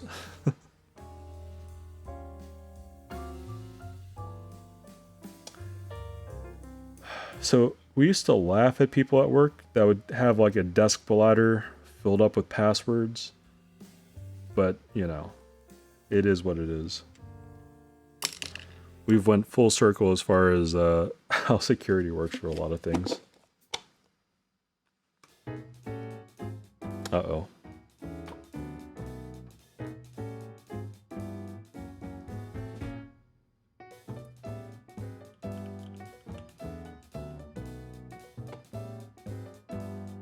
Sag.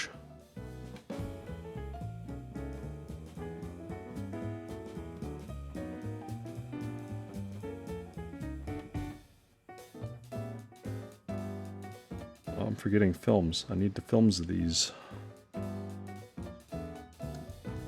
Derp, derp, derp. I actually don't know how ads work for this. I assume people just get served ads at nearly the same time, or is it on their own rolling timer?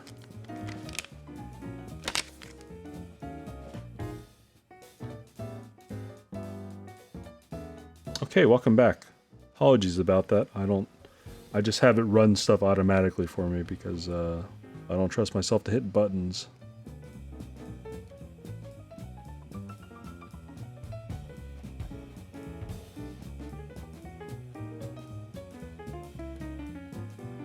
And I'm also too internet boomer to figure out how it works, if I'm being perfectly honest.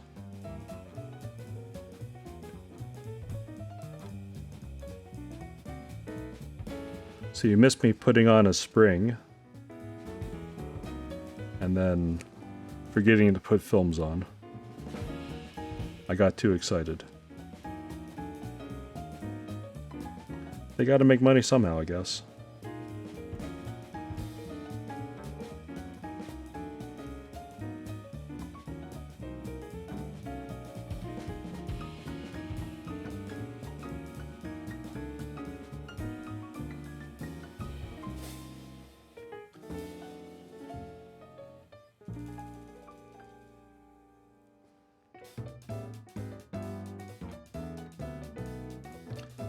Yeah.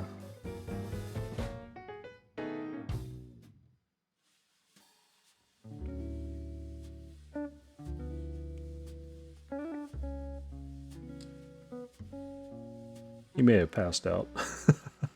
I get the feeling that he'll listen to and have streams open until he just passes out some days.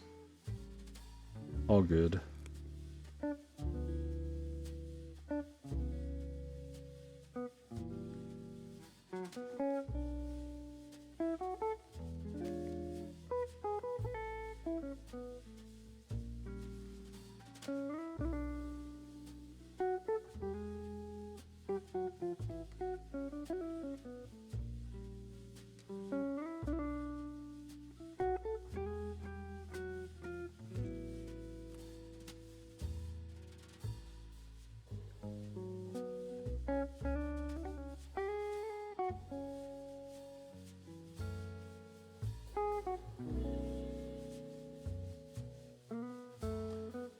All right.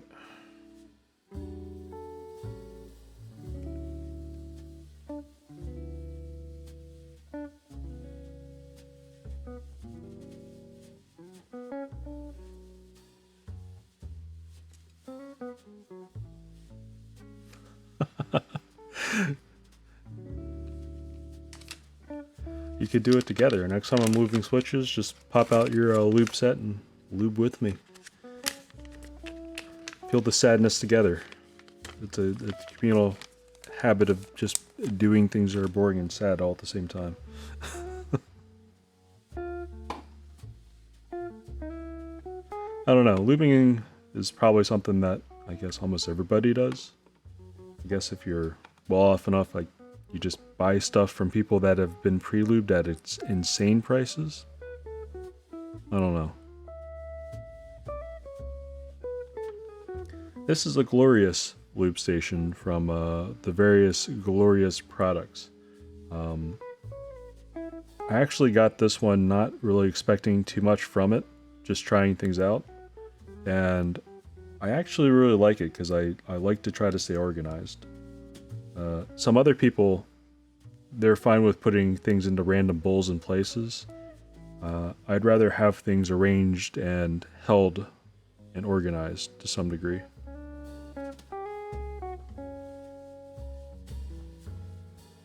The other lube station that I thought about getting was the one Wildcats uses from Monster Gears.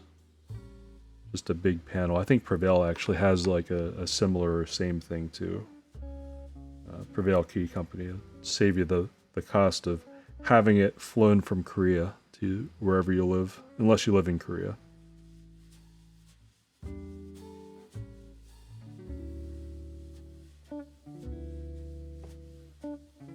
Yeah, or at least I think it's easier. Some people, I think, just it doesn't bother them. For me, if I had everything just in a big pile, like for example, the switch tops, I have to sort of have them in some sort of loose order, or else something goes inside my head and I'm like, I have to organize them.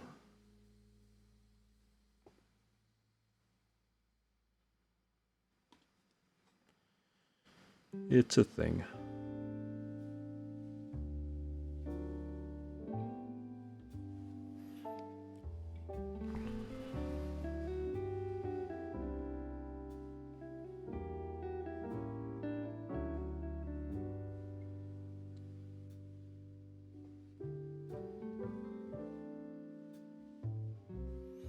Can't see a reasonably hand lube springs because I don't have a station. Honestly, Hypno brought it up as far as bag lubing. I think bag lubing is probably the more efficient and sane thing to do. I'm using some goofy 50-50 by weight mixture of Krytox 205 grade 2 and GPL 106. I guess just to be difficult or different. I don't think this is a better method. I don't know. Because originally I started lubing the entire spring until I realized that I didn't need to do that. It's only going to crunch at the ends. So now I'm just end lubing. I guess the end state of everything is to find something that I could bang these together inside of at night and not have to worry about people waking up upstairs. I think that's my real concern.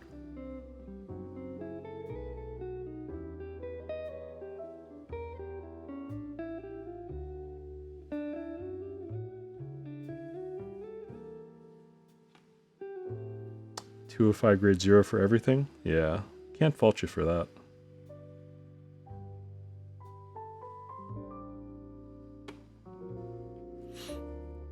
Although one product that I did get in recently, I just bought off of Amazon because I know some people had talked it up and used it, is Molykote 111 for stabilizers. It looks like a fancier version of dielectric grease. I'm actually kind of interested in trying it out sometime. But I have so much XHT BDZ and that stuff costs enough that I feel like I must use it.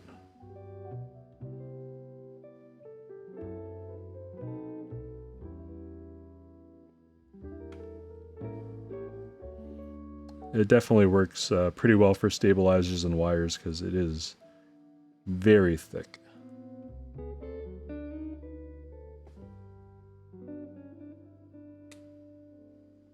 That being said, I still use a syringe and plug the butt or fill part of the inside of the stem of the stabilizer with 205 grade 2 still. But it's really good at coating wires and keeping those from rattling or doing anything weird. Holy mod? Yeah, a lot of people like the Holy mod. As an old person with bad eyesight and I guess lack of concentration after a while, I think I would just go blind trying to stare at stabilizers and try that. Yeah, I do try to balance wires as much as possible. Duroc V2s and things that are shipped in bulk, usually my experience with them has been it takes me longer to balance. I've actually really liked Gateron stabilizers. I found them to be much easier, and it's probably just all mental at this point to balance, but you know. Yeah, actually, I used a glass crafting surface, you know, similar to handicraft surfaces that you would cut things on with an X-Acto knife. That's flat enough and it's glass, so I basically treat that as a level surface to tap the ends of my wires to balance them out, and then it's flat enough that I can just hold it down and pry it gently, or use syringes or pliers and tweak it as needed. Slightly straighter. They're still not, like, I think Bad Seed Tech had said you could just use them right out of the box. You still need to balance them. You still need to do a little bit of work with them. But I think they are easier to work with. Good old phone screen. Yeah, I could do that. It's glass, it's there, it's available, it's usually pretty straight. If it's not straight, sad. I guess if you have one of the new flip or articulating phones, that might be an issue, but...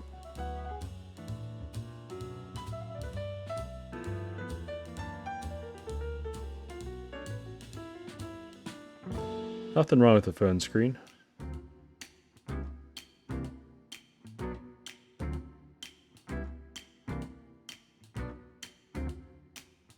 Yeah, folding phones. The world's going back to, I want to say, what, 1998 was the last time I really remember. I think it was Razor, the Razor folding phone.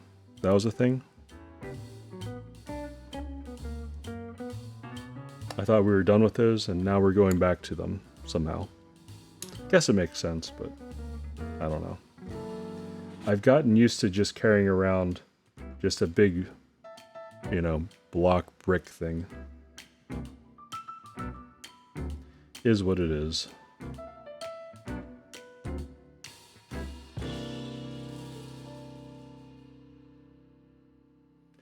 Too fragile and prone to scratching. I'd also just worry in general. I know that they have people designing and worrying about this for them, but just the life cycle of how that hinge in the actual screen would work. Big phones consume a ton of media, and because big hands. I don't have the biggest hands, but I found pretty quickly that I'm gonna watch something I want to watch on a bigger screen that's slightly better. I do agree with that. It is way better for content.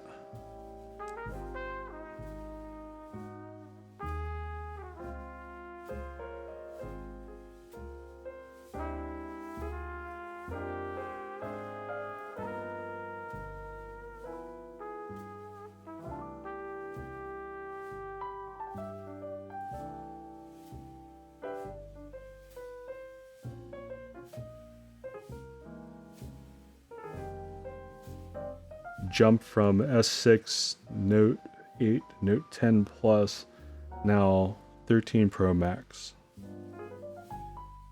It is quite the jumps in tech.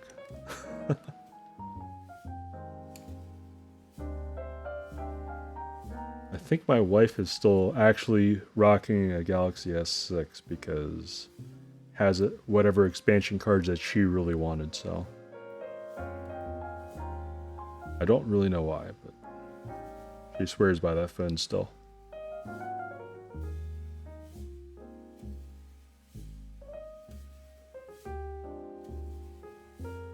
And meanwhile, I'll just keep buying iPhones whenever I need a new iPhone.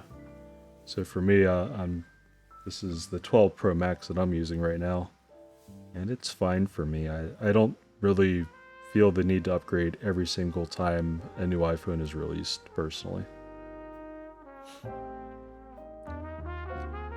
Missed my S6, dropped it off the counter onto a hard marble floor. Ouch. I feel the pain just from reading that.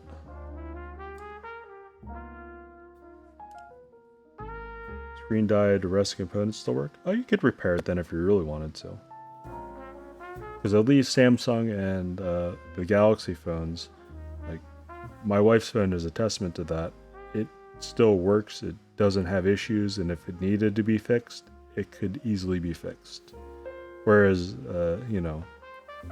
iPhones, they've just become increasingly hard to fix to the point that they almost have like anti-tamper devices in them to prevent people from fixing them themselves. Or a non-certified third party. I think it's kind of probably not the best thing for consumers.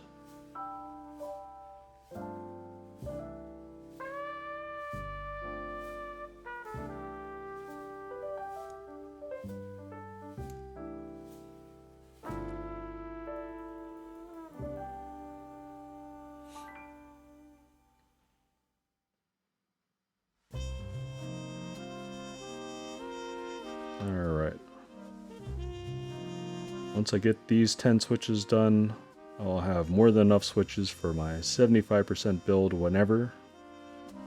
Just praying the screen won't drop in my phone. Yeah, I hear ya. So whenever I hand my phone to my 4-year-old, I'm always worried that she'll eventually get frustrated with the phone and just yeet it and break it. So recently, I guess like a month ago now, she did that to her Kindle, and it's a kid's Kindle device, and you know, simple enough. Waiting for the screen to come in, and I'll replace that whenever I get around to it. Make sure she feels the pain of not having it for a while. But yeah, I just, every time I hand her my phone, I'm just mindful that it might be the last time it's in working condition. Yeah, well, it's a 4-year-old. I mean, she might get stressed out or just decide she had enough of it, you know. But usually she's pretty good about handing it back to me. I think she realizes that it means something to me. And, you know. But her own devices, I mean, and toys, she's pretty brutal with. But the keyboard I gave her, she actually has not thrown that around yet. Being a 4-year-old and strange, she's tried to stand on it and sit on it, but I think that's normal 4-year-old behavior.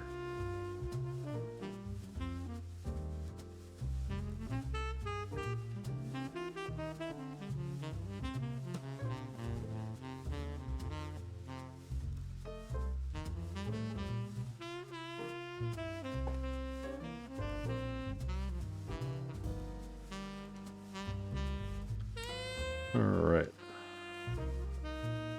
Maybe it's still... No, she can throw things. So, I got... What was it? The Monster Gear Exo acrylic case in 60%. It's light enough that she can pick it up and throw it.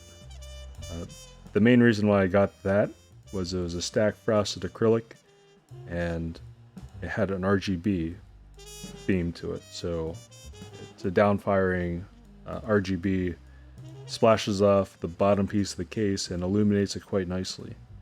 And originally I had thought a different board that would be per switch would be better, but no, the Delta Z60 PCB was the way to go with their downfiring strong LEDs. But anyways, that board is fairly light, and if she wanted to break it, I think she could, if she really wanted to. But she asked us to plug it in, so I think she just likes looking at the colors.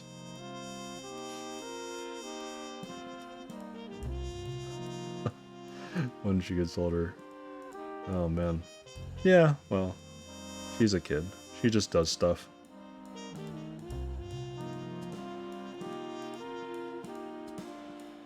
I'm not sure what she wants to do or what her preferences even will really be.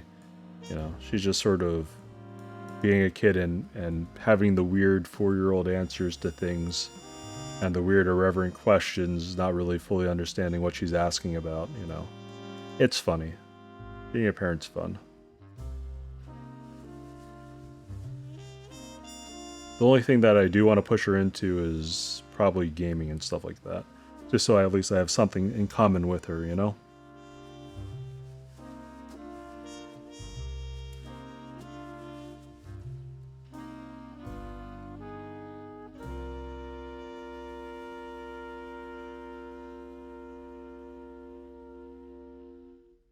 Alright, last stem, then we'll throw the housings on and we'll call it a night.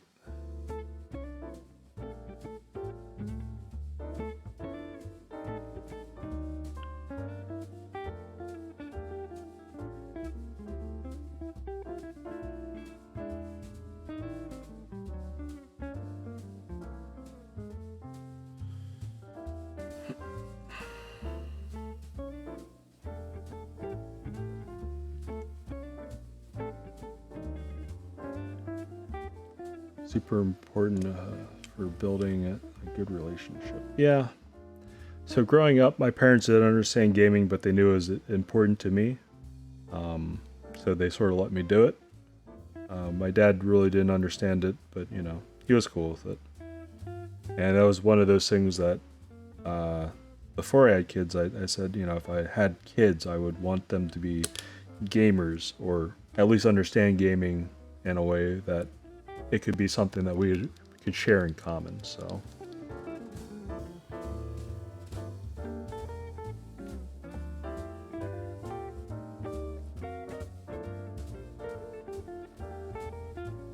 we'll see. Every kid has their own personality. She might not be into video games, but as long as we have something in common that we can do, it's cool. Yeah, I think it's a generational difference. I think people that have grown up in the 80s and 90s are way more willing to see gaming as a legitimate hobby, something that is not just a waste of time, that might not have extrinsic value, but it has some intrinsic value to the people doing it, and and even like talking online and watching streams and things like that. My parents, they don't get it, but you're interacting with people, you're talking with real people. It's something that I think is still worthwhile doing, because otherwise, you just wouldn't talk to new people.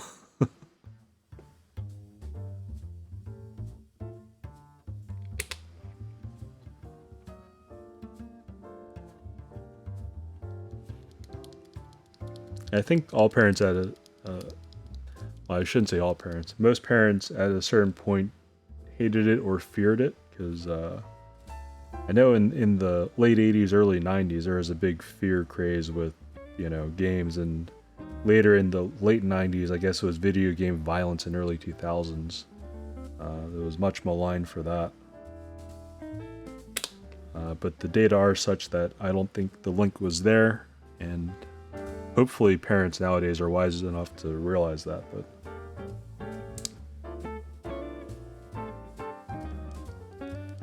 there I go, sounding all pedantic saying data are. Oops. I'm a nerd, what can I say?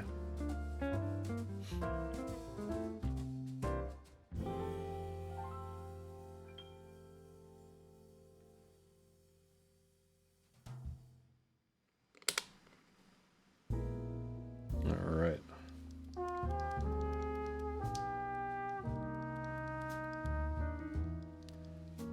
Video game violence definitely struck fear in my mother, but eventually she got over it.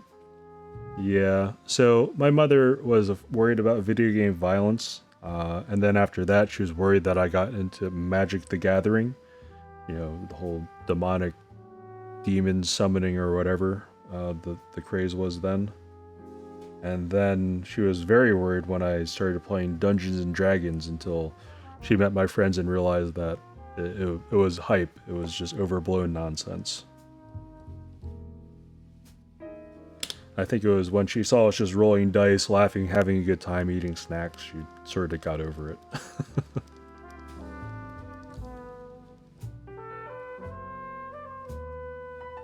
She would never fully understand it, but at least she would get that, it's not what she thought, so. Whereas nowadays, I think if people are totally in their information silos, even though they have more access to information to write themselves, I'm afraid that people will continue going down just the route of, I guess, being willfully ignorant of facts in some ways. It's kind of sad, especially since I think we do have many more resources nowadays to help people out.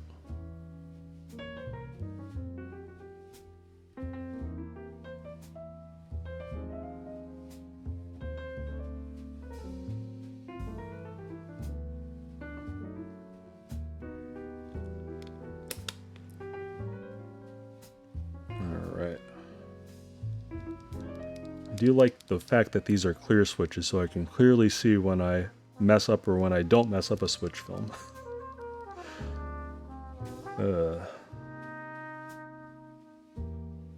Originally I had tried to do things like put black switch films on black switches, until I realized that I'm not doing myself a favor. No one will see this part more than likely, and it's harder for me to realize if things are aligned well or not. But clear switches, I can use whatever color I want. Or I guess this has some, it's purple colored switches with clear plastic.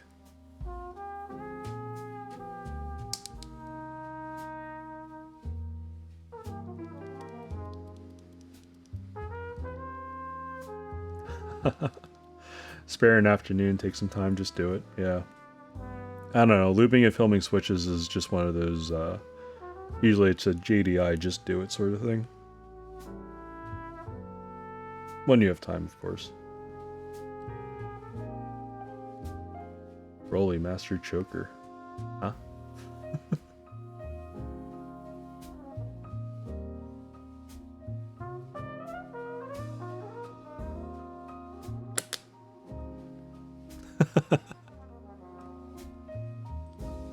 Kick W. It's alright. Quick shout out to Enda Mashiki, by the way. My one mod. Thank you very much. I don't know why he's being so nice to me, but excellent guy. He's going to have a subathon coming up tomorrow. Try to join him for that. He always has some good content, being it Lego keyboards or other things. Interested to see what he has. Apparently he's going to be building a frog if you're into keyboards, so do check him out tomorrow for his subathon. And that's it for me. I am all done with my switches.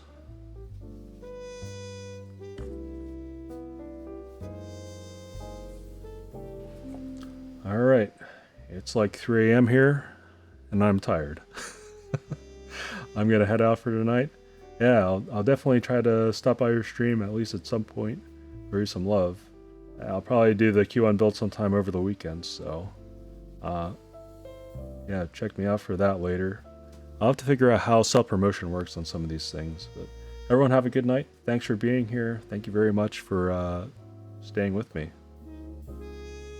Raid someone? Sure, let's raid someone. I think the VOD is on. I think I actually have turned it on.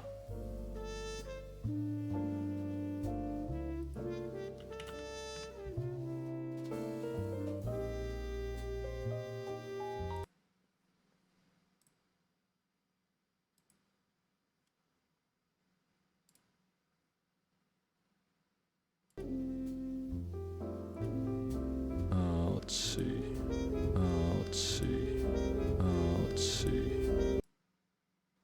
Oh.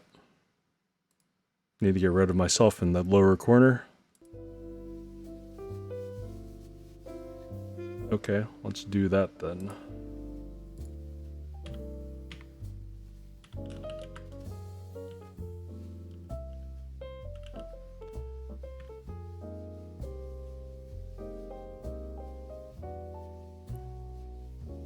CG Bien. What are they making?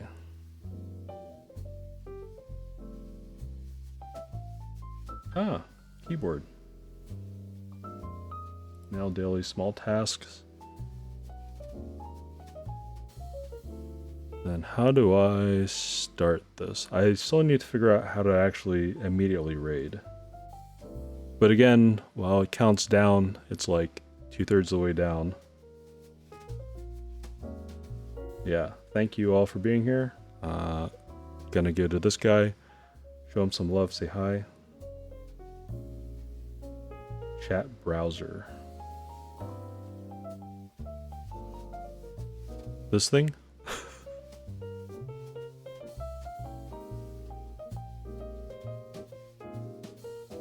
No, that's Streamlabs.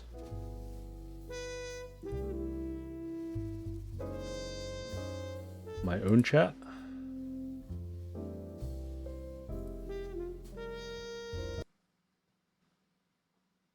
Ah.